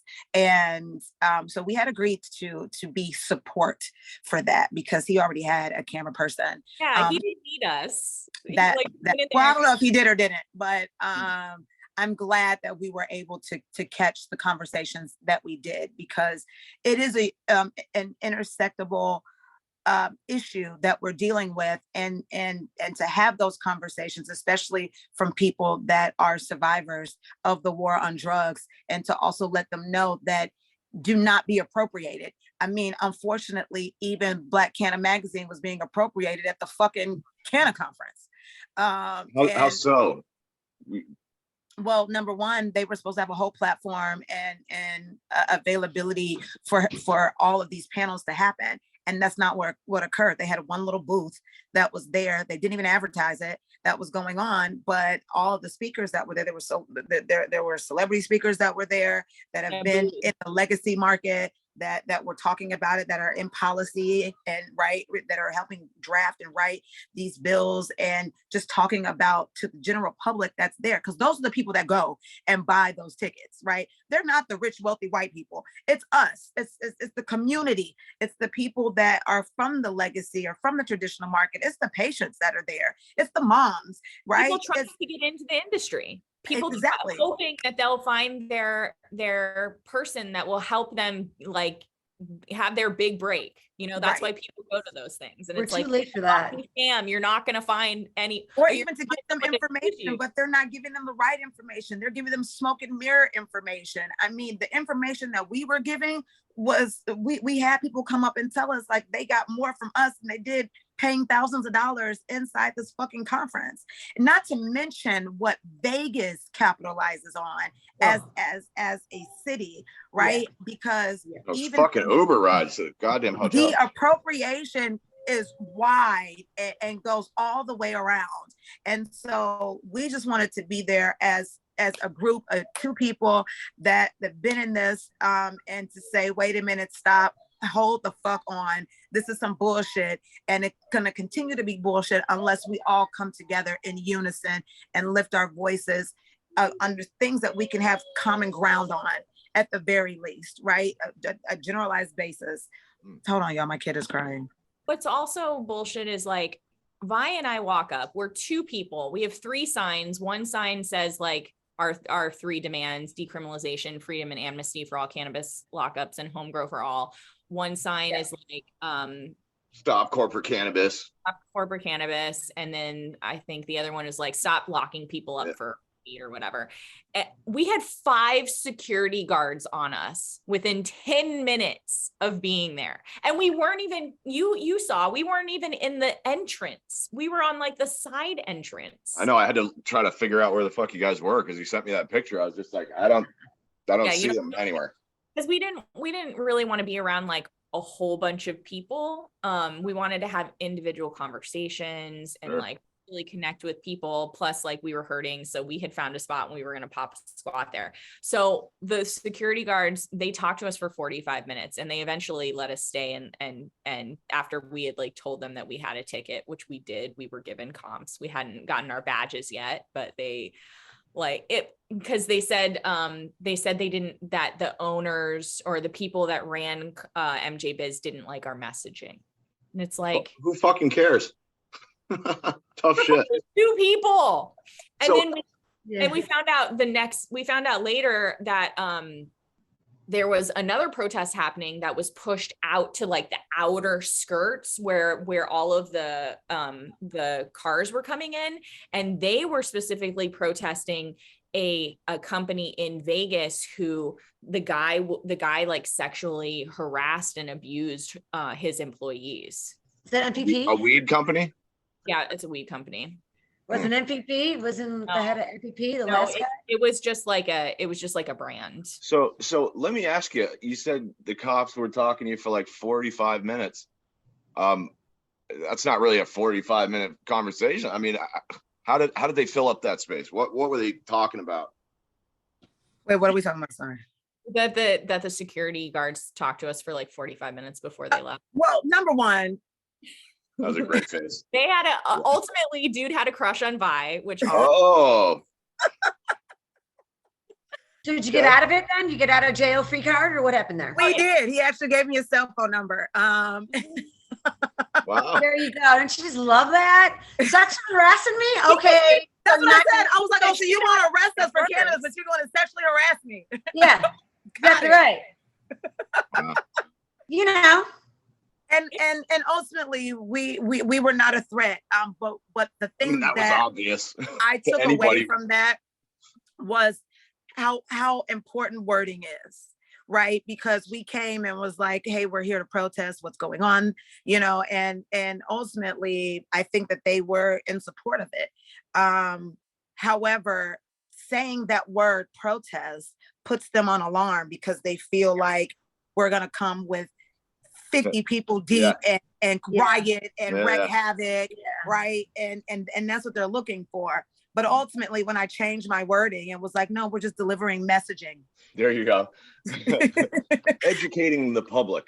Educating the public with an alternative messaging that's They're different handing than out what's being everywhere, portrayed. all over shit in Vegas. Here, come to the strip club. Here, come here, come here. It's like, so what? You're out there like educating everybody. Yeah, not And that it's so- any of your fucking business, cop. Right. Amen. Right. We had a Right. woman. We had a woman who worked for the facility follow us into the bathroom, and I was like, "Oh shit, we're gonna get kicked out." And she came up to us and she's like, "You're anti-cannabis, corporate cannabis," and we were like, "Yeah." And she's like, "I support. She's like, I can't really say anything. Blink because I'm twice if you're working." okay. Right. She's like, I can't really say anything because I'm working. And Yeah. that's what happens, right? Even the workers that were there didn't really get paid. They're over fucking worked. No, Yeah. like just Oh God, the the girls. entire mindset of the whole enterprise of this. It doesn't have to look like that. And unfortunately, we're all accepting this pharmaceutical as concept of what cannabis looks like. Yeah. And it's not at all.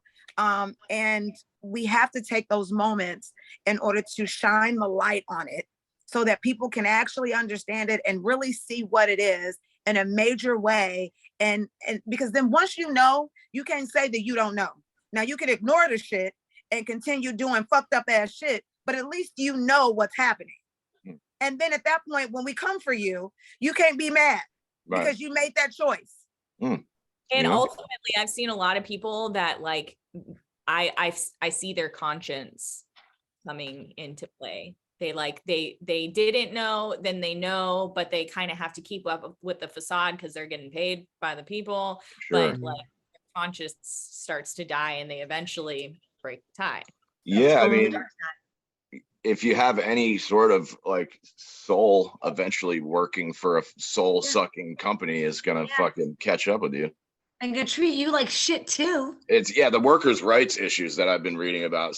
It sound just fucking ridiculous. It's sad, but we can't go union, no offense, on a plant because we worked really hard as advocates to get this plant ready on time. And so we can't unionize it either. So if you want to unionize it, I want to just like talk to you because we're not doing that. Not with the cannabis industry. What we need is just safe compliance. Regulation equals restrictions. And so we don't want regulations. We want safe compliance. I think I said something like that to you guys in Vegas. And by the way, that was super fun that you guys like interviewed me out there. I was, cool. But yeah, I was like, what if we just scrap the whole fucking tax and regulate model? Like, I already did that. Like, what if we just let plants do what plants do? And they're growing for Irvin Rosenfeld right now, our government. How are they doing that? And if it's federally illegal. We're not taxing tomatoes, cucumbers, sweet peas, so broccoli, and that other shit. We really need to fight back and say things like that. Like, well, Your Honor, did you know the United States government has a patent on cannabinoid medicine? 6630507. Did you know that, Your Honor? Did you know that, Irvin Rosenfeld gets a tin of weed by our government? Did you know that? Before I assume whatever judge they would put on that case absolutely knows that and fucking. But most people don't know that, and so we get scared when we get pulled over. Oh my God, I get PTSD every time I see blue in lights. Illinois, they're not supposed to pull us over anymore. Okay, but there's one app that I want to share with everybody that I don't know if it's turned on where you are. The Turn Signal app. It was designed after George Floyd died. It was only in Atlanta and Minneapolis. You download the Turn Signal app. See if it's in your state. If it's not, haunt these guys the way I did in Chicago. You press a button when you get pulled over by a police officer. And a live lawyer comes on and records the whole incident and talks to you, the driver, not the police officer, and records everything scriptedly. And it goes into your email box. And you can use that against the police officer. If you get in a car accident, same thing on the bottom there. The Turn Signal app no one knows about, and I don't understand why. I'm gonna fucking right here. Yeah. Everybody in the world needs to get this.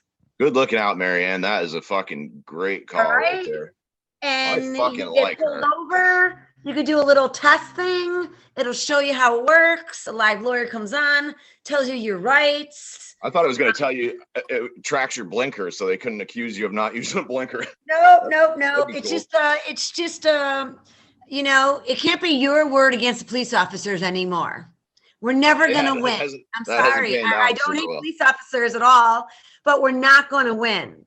They're liars. They lie about all kinds of shit. They do it to me all the time. That they're in. So this way you can protect yourself on this app. That's awesome. Test it out yourself. A live lawyer comes on, records everything. It's scripted. Nobody can take it off your phone. The police officers can't get rid of it or erase it.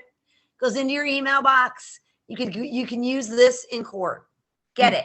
It'll save your life. Over yesterday, and the cop, the first thing he said when he walked up was like, I am recording. He had like the camera on, which you never know if they're really recording, because they turn that motherfucker off.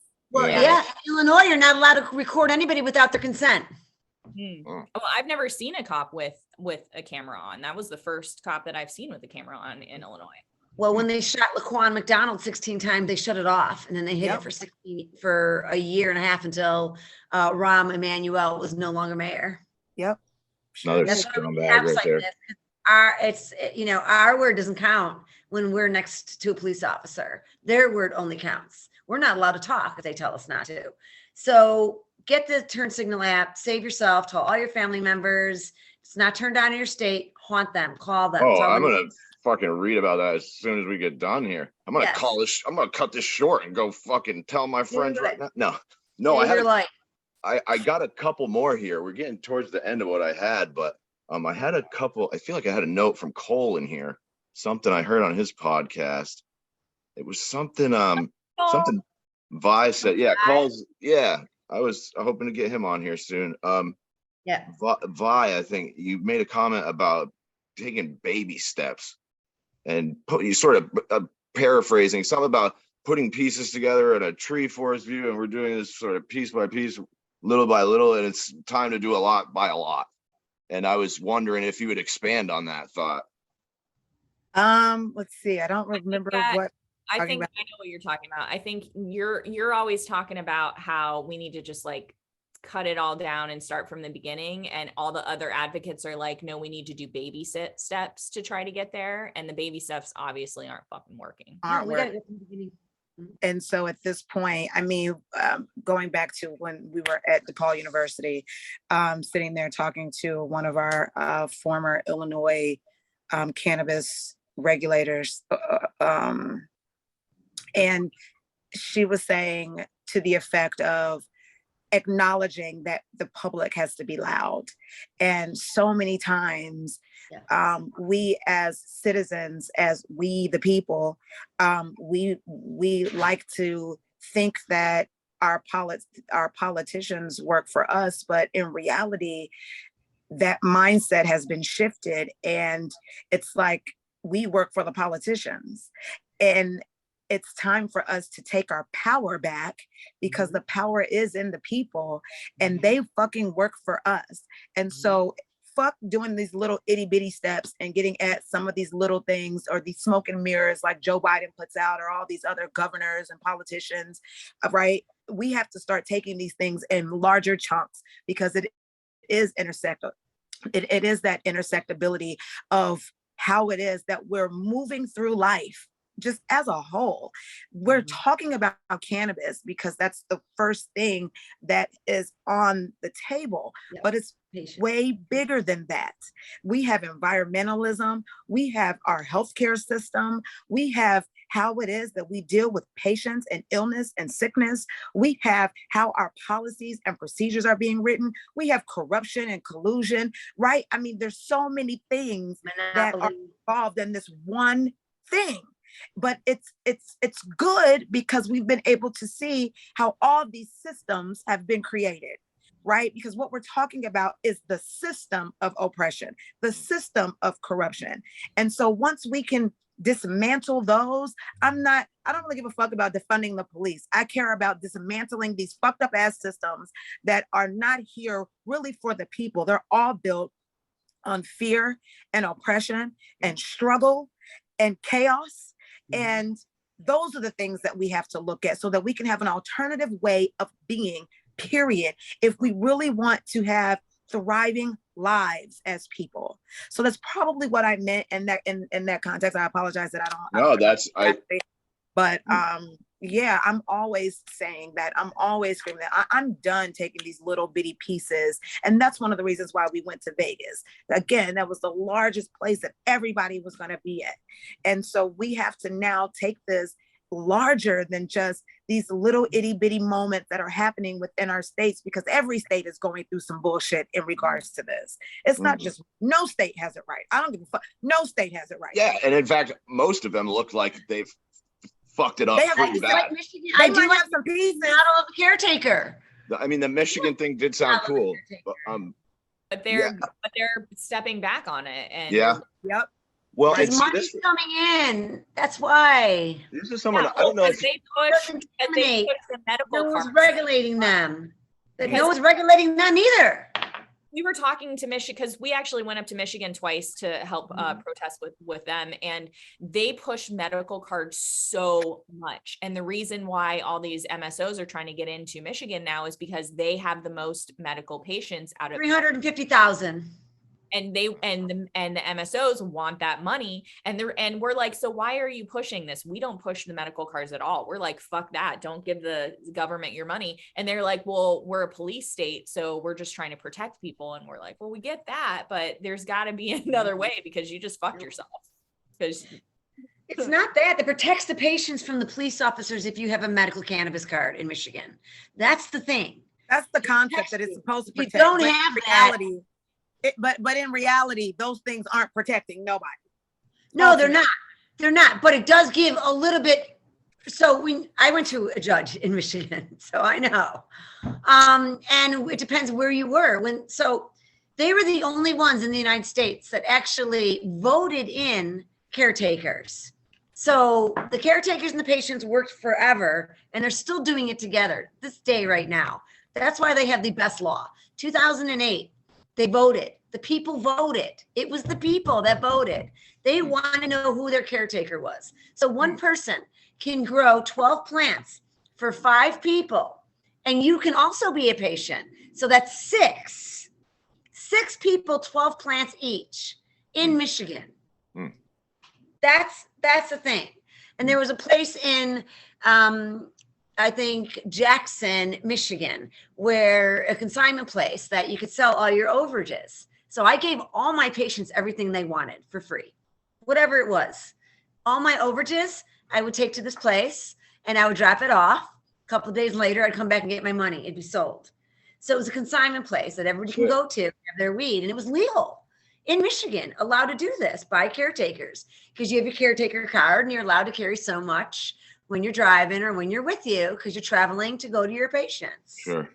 So that's a whole different thing. And now they're coming in there and saying, oh, no, they're feeding the money to these guys. And now they want to change that bill.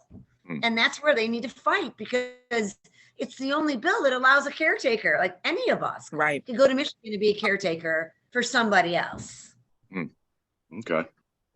That's why we really wanted to go up to Michigan and support what they were doing, because out of everyone, Michigan does have the best. Yes, I'll show you. Especially in regards to being a caretaker and a patient on the medical side of it. Recreation, nobody has it right.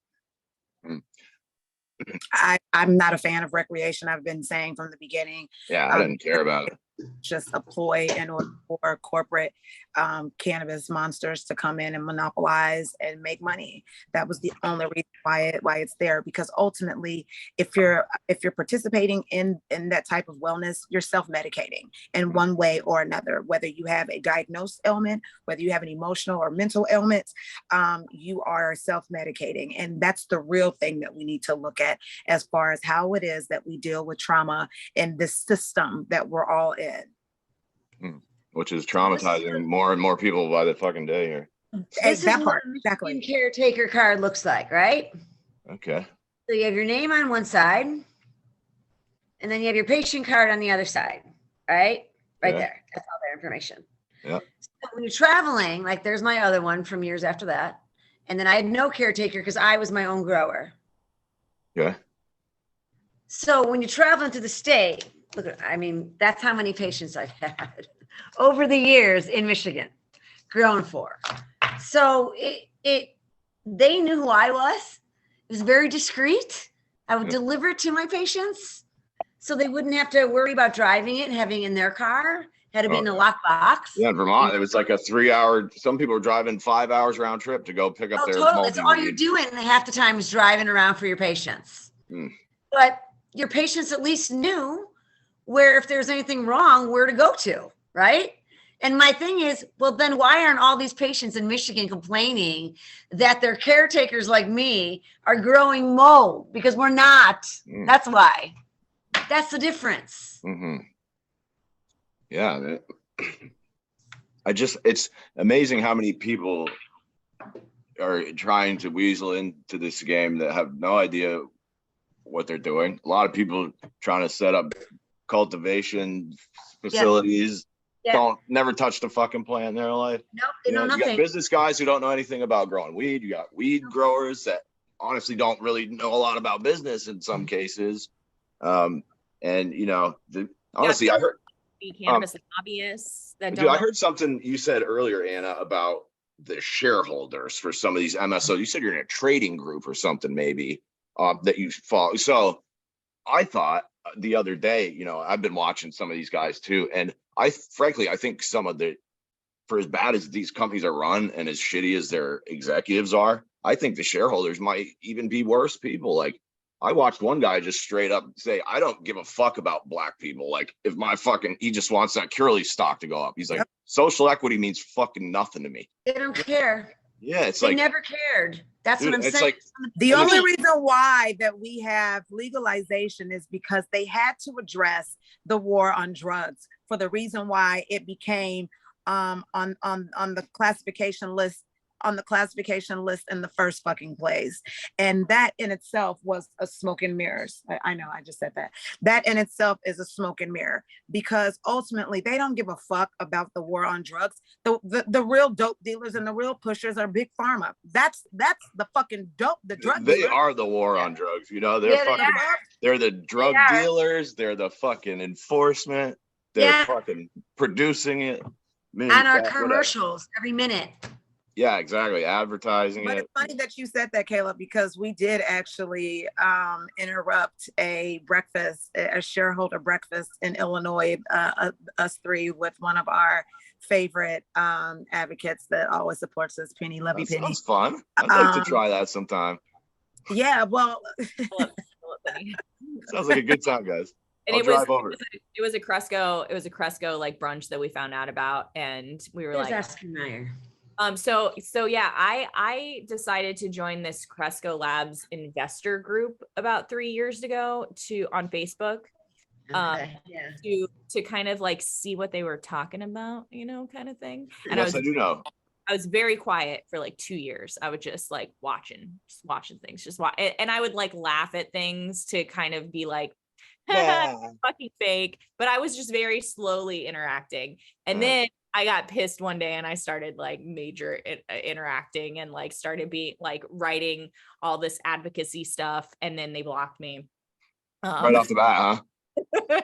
Well, first people started like responding to me being like, why are you here? Do you even invest in Cresco, like, et cetera? And basically what you're saying, Caleb, like saying dumbass shit, like we don't care about Black and brown owned, and like, what, like social equity is fine the way it is. Just keep it that way. And yeah, they don't care about no equity at all, which is no equity at all. Socially distributed it. And they don't care about the workers' rights who are being treated like shit. And it's just the pressure from these fucking Chad investors who they all think they're going to get rich. And the fun part for me is that 95% of those douchebags are going to go broke and they're going to go home and cry.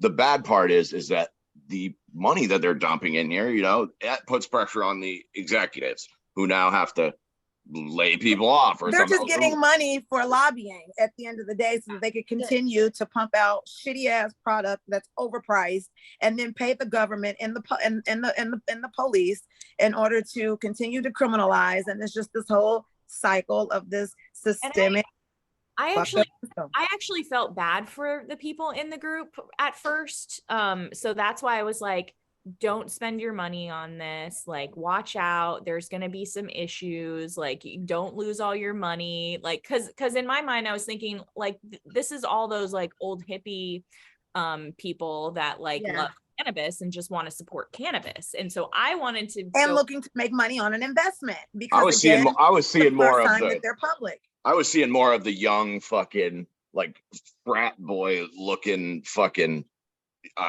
MSO bro kind of types. I That's haven't. what it turned into for sure. Yeah, there's just a ton. For And the there's, quick dollar, because they think, oh, let me get in now. Because again, a lot of these stocks started as penny stocks, right? And then they boomed up the moment that some form of legalization, I call it limited legalization, occurred. And then they're feeling like, oh, I'm gonna make some money on this real quick. But that's not a real quick type thing, though. yeah, well, people, you know, also people that have that mindset are usually fucking too stupid to be investing anyway. Oh, this is quick, easy money. Like, dude, especially well, in a, they're also like, it's still so new. Cannabis is still so new. It's like They're holding out. yeah, like I'm gonna put as much money into this now because it's gonna get like so big. And I'm like, well, I'm trying my hardest to bring this shit down. So Period. like, real. In the way that it is, in the way in which we see it, right? Because this company, I'm specifically trying to get this company down. it's a good target. They're I got like Respectable 4 or 5 target. on the list. Like, you fuckers need to go bankrupt.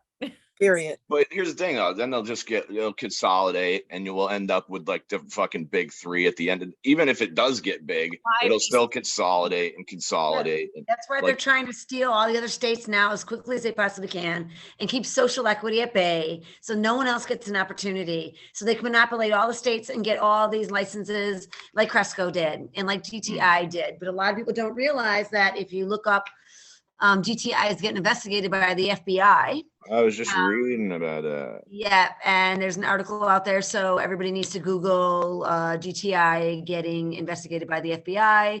Chicago Tribune articles out there. They're on it. They can run. They can hide. Ain't gonna be long, boys. Ain't gonna be long. Well, then you got the True Leave lady. Her husband's doing federal time for bribing public officials. Yeah, so she's just his placeholder. It's like, what? How about this? You guys don't get to be a weed company anymore. Exactly. Plain and simple. If anybody else did that shit. True Leaf bought the last like locally owned dispensary in Illinois that is down the street from me. They also provided convertible debt to finance a deal through Slang Worldwide, and they bought 2 of our dispensaries, which I'm sure they're gonna fucking just come in and take those over in a couple. That's what they're gonna do. Yeah, and like,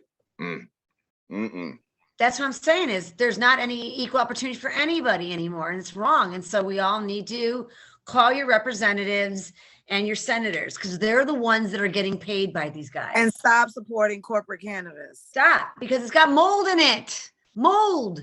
Not even good. Not even good. Still.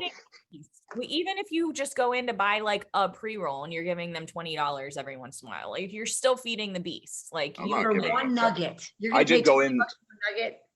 I did go in and do a little recon at one of the places, the Series adult use up in Burlington. I was just curious because I talked to their COO and they were CBD was their medical before adult use, and they had all the mold coming out of there. He said, "Oh, don't worry, we got new management, we got a whole new team. I'm so proud of our guys, and look, like we can't even grow enough weed to supply all of our customers, so we're actually like super looking forward to working with all these small craft cultivators in Vermont that grow these amazing products." And it's like, oh, dude, I got about 75% of those guys in my phone list, and none of them are gonna fucking work with you. They hate you. They want you all to fucking leave. Nobody wants you here except a couple of people with deep pockets, Yeah, that's right.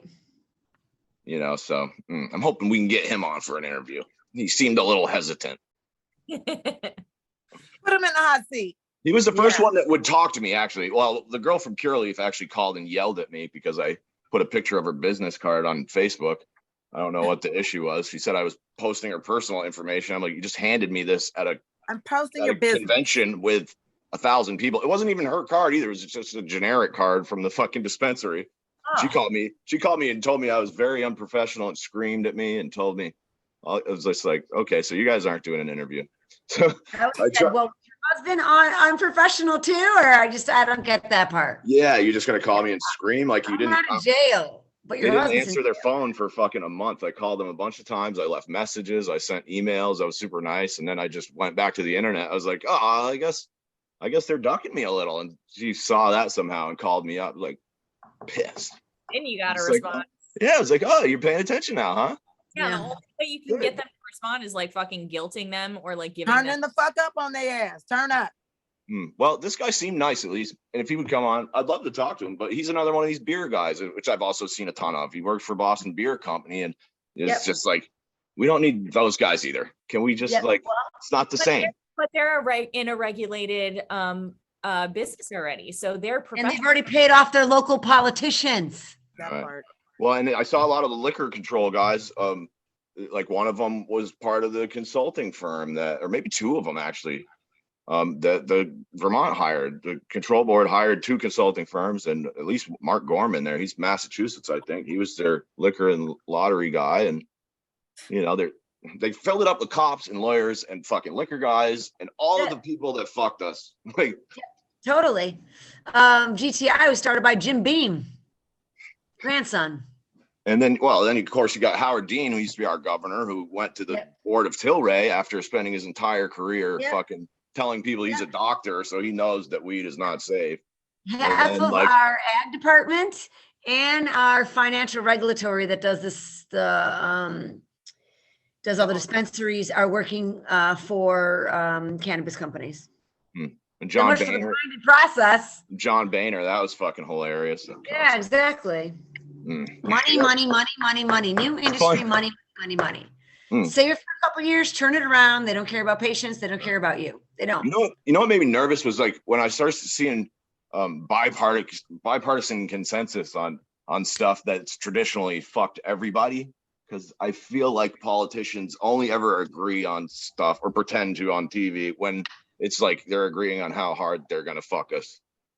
Like I'm always weary now when I see they're like, dude, look, it's got bipartisan support. Like, what are you guys up to?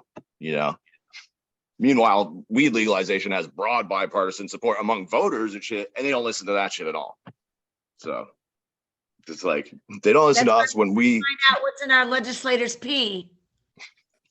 We miss anything else about Vegas that we should talk about? I don't know. I gotta say, I did it's not my vibe, but I did meet a lot of really cool people out there.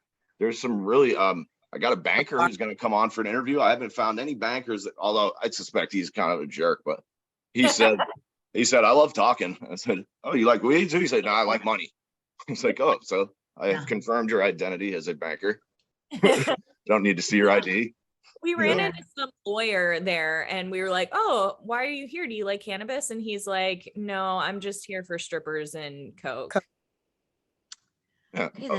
I met a really cool lawyer. It's the largest place where you can go at one location with people around the country to have different conversations, to network, to plug whatever it is that they're doing. And in that regard, you could do that outside. Sure. Honestly, you could look up, you could get the app and just look up all the vendors and just email them privately if you wanted to. You could do that too. But this lawyer, I'm Ronald Durbin. He was an Oklahoma lawyer. I fucking like this guy. He was handing out fuck metric t-shirts on the sidewalk. I'll give you his number later. He might be a guy to talk to. He's good shit. Especially when it comes to the metric. I actually would like to talk to him. Yeah, and Oklahoma's like the Wild West, and he's like, I like talking. Yeah. Let's see. I think that was about all I had. Do you got anything else, Ant? I know I had one other thing, but I lost my notes there. Yeah, I started calling people from Vegas, and I do have some insurance companies, and that was nice because we only have like a very limited market here in Vermont. We have 2 law firms. I already interviewed one guy. Like, I want to get everybody's perspectives, and I like the Oklahoma guy because he's fucking thousands of miles away. He doesn't give a fuck. Like some people that I interview in Vermont, they have their, you know, reputation to worry about. They're worried that the legislation's going to come down on them or the cops or something. Like, this dude's way over there. He doesn't give a fuck. You know, he doesn't have any interest up here. So I'm well, so we went to this after party that we were invited to. And I guess it was for a cookies brand that just came out. And I was really I already like don't have great feelings about the cookies brand anyway. me either. Yeah. Burner. And we went there and I like, again, I was in a lot of physical pain. So I was like, give me the fucking weed. And they had all this weed to try for their new brand. I smoked like 5 blunts and I was not high. And I was, dude, what is this weed? Like, is it CBD? Is it THC? Is it Delta 8, Delta 9? This guy whose brand it was, like the guy whose brand it was, didn't know. Vi said he was placating me and just didn't answer the question. But I was like, how can you not fucking know what kind of cannabis this is? And why is it not getting me high? And everyone was like, wow, you smoke a lot. I'm like, okay, sure. Yeah, I do smoke a lot, but like, this is not getting me high at all. Like I feel a slight body high after 5 blunts. I took a couple of hits off of cookies. I met these kids out in front of my hotel and they said they had an eighth of some cookies weed that they just spent $75 on. And I was like, do you mind if I take a look at some $75 weed? And it looked nice, but I mean, we smoked it and it tasted like, you know, $40 weed or it's nothing. It's like 75. So is this come with a back rub or some kind of sexual favor? Because like, that's no, absolutely not. I think what is doing, and it's smart because there's a lot of dumb people out there that don't know anything about cannabis, is their branding with their products, like their t-shirts and like they have some places just selling merch that aren't even selling the weed yet, just getting real estate. And so you could buy his stuff in stores. You could buy him in like the Spencer stores. You could buy sweatshirts. I don't know how that's not marketing to kids. It feels like he's dangerous. I know, it's Spencer, totally. I saw a teenager wearing their product on a TV show with kids that I was my daughter just turned 18, but she had a sweatshirt a year ago. She came home with it. And I'm like, where the hell did you get that? Like, just curious. Yeah, don't support. She's like, yeah, Spencer's at the mall. I'm like, oh, do you know that's a cannabis brand? Do you know they're monopolized? And so I think that they're now Hit the door. Who is it?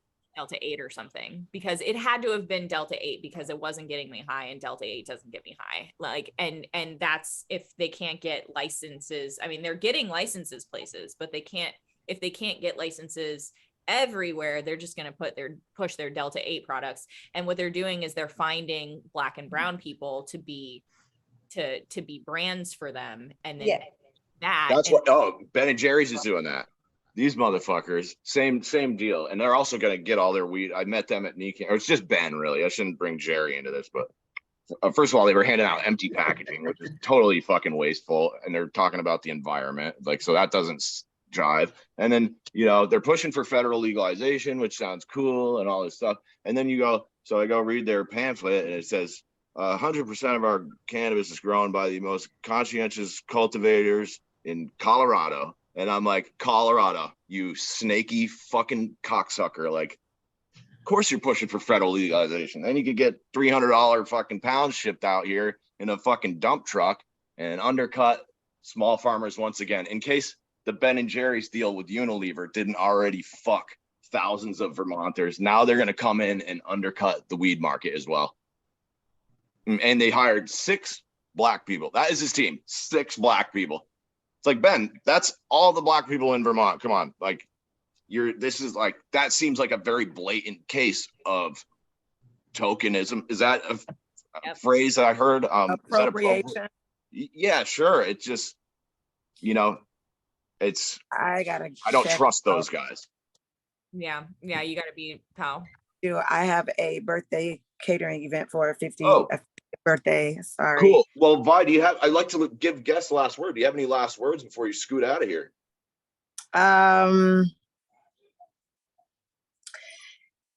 Keep the pressure on, I guess, keep the pressure on. Don't be afraid to color outside the lines. I'm not a fan of licensing. I say fuck licensing. If you ask me, go out, do what you want to do, grow your fucking tomatoes in the same way that you're going to grow your cannabis, and heal yourself. Self-care is the best care. And then when you can extend it to others to make it a universal care, you know, hey, maybe we can get somewhere else in how it is that we reside in this system. That'd be we're wonderful. Continue doing what we're doing. We're going to continue doing what we're doing and keeping the pressure. We're thinking about in 2023 doing a Washington visit for one of our next big things that True Social Equity in Cannabis and WeedThaPpl are doing. So stay tuned for that. And yeah, man, just keep your feet on their neck. That's the only way. I haven't even started with their necks yet. I've been very gentle. That's coming. It's time to turn the screws a little bit for sure. That's it for sure. Well, thank you so much for your time, Vi. Have fun at the party, and I hope we could do this again sometime. Do you guys have any final thoughts? Yeah, Rick Simpson needs your money. He had a stroke a couple of years ago, and he is not, rich like everybody thinks. He's very humble. The information's on my website, thecannabisadvocate.net. You can get to Rick Simpson. He needs some help. He's very humble and he doesn't like to ask for help. So he could use some help. So that's on my website. You should do a GoFundMe for him. Yeah. Okay. So but you can take off if you want. You don't have to, if you're in a hurry. Feel free. Yeah. Take care. Peace and love, y'all. Yeah, Ladies, it's a pleasure talking to you. Later. Thank you so much, Caleb. Peace and love. We're definitely going to check in with you guys hopefully on a regular basis here. This is a lot of information here, but I feel like there's probably a lot more also. 1,000%. Stay tuned. Yeah. Cool. Peace. Yeah. Anna? Gotta definitely support Rick because he's like an OG and one of the reasons why we've seen cannabis be so important for our health. And then also I'm just kind of like, people, if you're not currently using your voice, like you have to, we need you. We can't, it can't just everybody. It can't just be the current people that are using our voices. Like it has to be every single one of us, and we have to show it by not giving them our money. We can't feed the beast.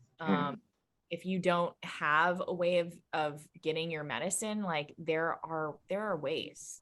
Call me. I'll fucking hook you up, dude. Just don't go in there. I've told people that. I'm like, dude, call me, please. There's so many ways. And even your $20 matters, and also like go in there and tell them why you're not going to support them anymore, and look up the companies that you're trying to support, and don't just look at the first few things that pop up because it's going to be the propaganda that they want you to see.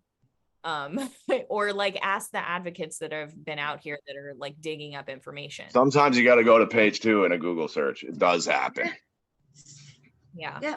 Also, if you are inclined to being someone who's like good at reading and writing and like understanding law, like really think about trying to get more politically involved, and don't go to the dark side as far like don't listen to the corporations when it comes to this. You like listen to the people. Don't go into policy and politics and then forget about the people. And also your friends to like run with you. Like we need to have like hundreds of people running simultaneously throughout the country in the next round of elections. Yep. Yep. And I wrote a book called The Cannabis Advocate. It's only like 60 pages. Just teaches you how to get to your legislator. That's my length right there. I could handle that. Yeah, no money, no clout, like especially some of the young political science classes. Like, how do I be an advocate? What do I got to do for anything? It just kind of like, what I learned in the hallways, and, kind of feed you some information so that you can be an advocate too for something or somebody, because you never know, what is going to profoundly move you, like those children moved me, you know, and they still move me, and I'll be continue to be moved by them, and advocates like Rick Simpson and Irvin Rosenfeld and the original people that have been here passing the, you know, the torch to everybody else. And I don't want the new generation to forget about people like Rick Simpson and Irvin Rosenfeld and, you know, Jack Hare and all the original people that really stuck their neck out when it was not okay to do so. And, you know, we're in a different land where it's more acceptable to do so. And those people took a hit, and every advocate takes a hit. So thank your local advocates that are, you know, at the capitals, not getting paid by anybody, that spend their own money and time looking after you. Support them. Thanks, Amelia. Yeah. Yeah, no, seriously, because it's a thankless job, and you know, nobody wants to go back to the Capitol when they hate you and they don't want to talk to you, or they're trying to remove you, or it's your given right. Again, 2 sticky notes. And honestly, like, it's really scary to think about, and I think that's why a lot of us, like, you know, run to drugs and alcohol and other forms. But like, our world is dying. Like, our environment is not in a healthy place, and I truly believe that cannabis could heal our world here. And this is not just, at this point, this is not just a American issue. This is happening worldwide.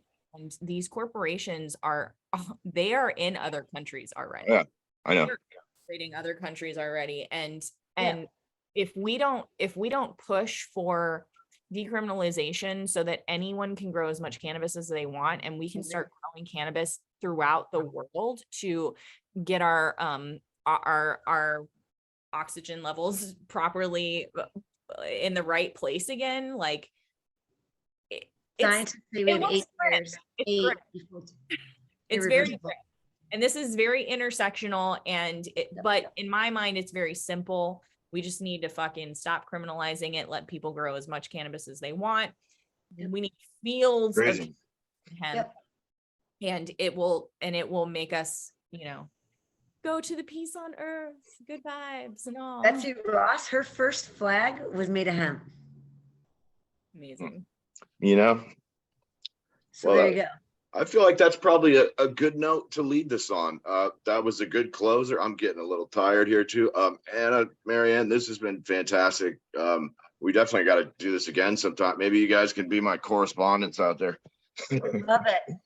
It's hard to get a hand around like every state. So it's like I'm trying to find a couple people in each state that could lock me in, and I could sort of have a jump off point. That'd be great. We'd love to do it. Awesome. Well, we will. Guys, I'll probably get this up tomorrow. Yeah, fantastic. Thank you so much for your time. Appreciate good luck it. with all your work. Good luck with the documentary. Thanks. Peace, guys. Bye. Do it now. Oh, there we go. All right. Dude, I wicked want to do a documentary. What do you want to do a documentary on? Well, my first idea was about the fucking horrible medical program here, and all the moldy weed and the fucking that kind of stuff. Because I got a bunch of statements from people in interviews. It was just a fucking, and you know, like before my grandma died, I get to give her some weed cookies. I think I told you that story out in Vegas. And that was super nice for like my family. It was cool. My mom, like, and my aunt saw it, and they were like, whoa. Like, they were like, I'm not gonna lie, I am amazed it worked that well. And I was like, yeah, I actually am too. Like, I knew it'd work, but it kind of fucking surprised me too. So I thought that was a good idea. I also have a couple, like, before I was doing weed, I was doing like corporate fraud and stuff, like just big pond. We had a $400 million Ponzi scheme up here. That kind of white collar crime and shit. I'm really into that. And I'd really just like to watch one of these fucking crooked cocksuckers just get fucking handcuffed and thrown in a jail cell. Cause I seem to wind up there for fucking absolutely bullshit reasons. While these guys are just fucking robbing us blind. And what happened recently? You said that you had a dealing with a cop and it was traumatizing. What happened? Oh, I went off the road and I slid off the road. It was fucking cold out. So I called my girlfriend. She came to pick me up. She brought me home. I like got in here, and then I was going to work on a tow truck, and then the cop showed up and wanted me to do a field sobriety test. And I was like, yeah, but like, what? Like, they found my car and drove down here. It was like 10 minutes down the road, and I was like, yeah, I've been back here like drinking the whole time. So like, I'm not really sure like what you're gonna prove. Like I have a fucking bottle of liquor on the counter that I was drinking because I was all fucking sad that I went off the road. So I definitely probably gonna blow numbers now. Like they made me take a field sobriety test. Then they arrested me and charged me with the DUI.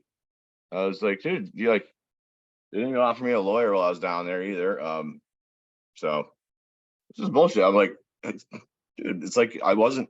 He doesn't even know I was driving the car. Really, I don't even think he could prove that.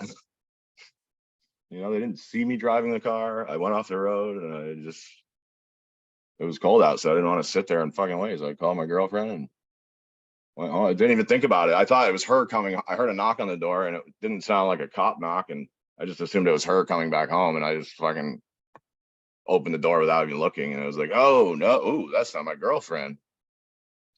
That was a shitty two boyfriends. So yeah, and they're just fucking dicks. I'm like, dude, like how I don't even understand how they could charge you with a crime for that. Even if they suspected you of it, they have no fucking proof. Like there's nothing there. You didn't see me driving, you didn't see me drinking. I've just told you I've got alcohol open right here. Like I've been home for a while, long enough to fucking get the job done, you know. So yeah. And I had one DWI and I tried to be careful about it. Like I blew just like it was like a 0.1. I even had like waited at like I was doing a comedy show and I waited at that place like 2 hours and I had like 5 pints of water. I was like, yeah, good to go here. And then I forgot to turn my lights on. They never said anything about my driving. Just apparently I could drive perfect with no lights on, well under the influence. I should get bonus points, but they don't see it that way, you know. Nah. I was just pissed. Hopefully it won't be as bad as I thought it was that day. I was just wicked pissed. I fucking every time that I fucking see cops, it's just like instant panic attack and my fucking heart is racing and I start getting super nervous and it's like what's gonna happen this time? Like maybe I'll get fucking roughed up again. Like maybe I'll get fucking tackled in a snowbank again. And I couldn't, that was fucking horrible. Like the fucking snow I was like breathing on the snow and it's like melting around my face and taking away all the air pockets that I was breathing on. And I had no idea like when he was gonna let me up. And I couldn't move at all. And he was like on the back of my neck, my face buried in the fucking snow. And I'm having a panic attack because I'm getting tackled by a cop. So I already am short of breath. And I got tackled over a handrail by some fucking cop in Worcester, Mass. When I was tripping one night, walking my dog. That was a fucking nightmare. Yeah. Ugh. It's been a not a good relationship. Fuck the cops. What did you say about your dad or your family member was? Oh, my dad was busted in this big drug bust. They were smuggling hash from Canada. It was the biggest drug seizure ever in Vermont back in 91. And then, you know, he got like when I was 7, he got dragged off by the feds on the news and we got to watch that and then go fucking visit him in multiple fucking maximum security jails, which is just like, ugh. Being like an 8-year-old boy in a fucking federal prison is not really a good time. Yeah, that was a rough one. Although, you know, they knew the rules. Weed shouldn't have been illegal, but I mean, it was, and it was like Pakistani hash they were getting. They had these Hell's Angels connections up there, and you know, you're smuggling weed across the international border. You know, the other guy did like 20 years. I think the ringleader, he did 20. He got caught again in jail smuggling more hash into the jail, and they tacked like another 5 on. I think my dad did like 3 years, but yeah, it's miserable. I just fucking hate the cops. They never help me. The couple times I've needed them to help me, they're like, I got sideswiped in a hit and run accident. It's the only accident I've ever had in my fucking life. And the guy took off and I called the cops and they said, well, he's gone, so we're not coming. It's like, great. Thanks a lot, guys. Like, thank you so much. I just can't. It's like they're fucking useless, honestly. And the type of people that become cops are the last people that you want to be cops. They're always the douchebag. Even that fucking cop we were talking to in Vegas, like he was kind of laughing and joking, but fuck that guy too. Like, I don't like the smell of it. No one cares, dude. This is fucking America, dude. I don't like the fucking look of your face, dude. Get over it. Go home. Like fucking ugh. Pour some fucking whiskey up your nose and you won't smell any of the weed. Do another couple lines out of the evidence locker. I like what you said about the smell of meat too, because I was at Costco a few days ago and I was like smelling something. I'm like, there's something moldy on this area right here. And I told the people, I was like, there's something moldy. Y'all got to check it out. And then I went 2 more aisles down and they were cooking meat. And I was like, oh, it was the beef smell. Yeah, that was funny. You said that shit to him and he kind of laughed about it, but it's like, yeah, answer the question, dude. If your argument is like shit shouldn't be allowed because you don't like the smell of it, like, well, let's ask everybody else what they don't like the smell of now. Okay, and then we'll make everything that has a smell illegal, and any product brought to the market will have to be totally odorless to please like, just shut the fuck up. Go away. Go fucking run in front of traffic. He wasn't even a cop. He was a security guard. Maybe. Well, they have private security force there. It looked like he was carrying a gun. I mean, if you have a gun, I call you a cop. So I know some of them aren't technically cops, but what about people that carry guns that aren't cops? I got some guns. Oh, okay. I don't really carry guns, so I don't even like carrying guns. It's like, where do I put this? It's fucking uncomfortable, and I probably am not even gonna need this. Yeah. I was a felon though for 15 years for like stealing a golf cart when I was a kid, and fucking I got my felonies expunged, and I tried to ask the lawyer. I got a free legal clinic and they got that shit expunged in like 2 months. It was awesome. And I asked her, I was like, hey, like, can I buy guns now? I'm like, I'm not really like racing out the door to get them, but I'm kind of curious. And she never got back to me. So I was like, I'm going to go to a gun store and just try to buy a gun and see what he says. And I'll tell him the story. And that's what I did. And they said, you know what's fucked up? I never knew this, but I was like, so what's the deal? There's a waiting period or something. He's like, nope, I call them right now. And if they fucking say you're good to go, you can fucking take it. I was like, what? He's like, yeah, or sometimes you'll get waitlisted or they'll put you on a delay, a 72-hour hold. And then if they do not respond to your application within 72 hours, they just give you the gun. Wow. I was like, doesn't that kind of defeat the whole point of doing the background check if you don't actually get around to checking my background? Like, I want you to check it. Like, I don't want you to sell me a gun if I'm not allowed to have one. I want to know if I have my rights back here. And I absolutely do not want you to sell me one if it's not allowed. Great. And then I always got delayed. And he's like, oh, it never got back to me. I'm like, great, now I don't. He's like, you can call him if you want and ask him why you got delayed. I'm like, I don't think I'm calling the ATF. Sorry. That's stupid. I don't love guns, but like, dude, the fact, if you're going to fucking check people's backgrounds, check the fucking backgrounds. Sorry, we didn't have time. And then during COVID, the ATF was super short staffed and getting a record number of gun applications. And I bet a lot sneaked through the cracks there. Yeah. A lot. Mm-hmm. All right. Well, yeah, I got to go too. Awesome hanging out with you. I'm going to send you good vibes. Yeah. Let me know if you, whatever you end up doing with that footage you got from Vegas. I'd love to see where that ends up. Yeah. I think I already pulled like a few things that I wanted to, post on the page for you. Cool.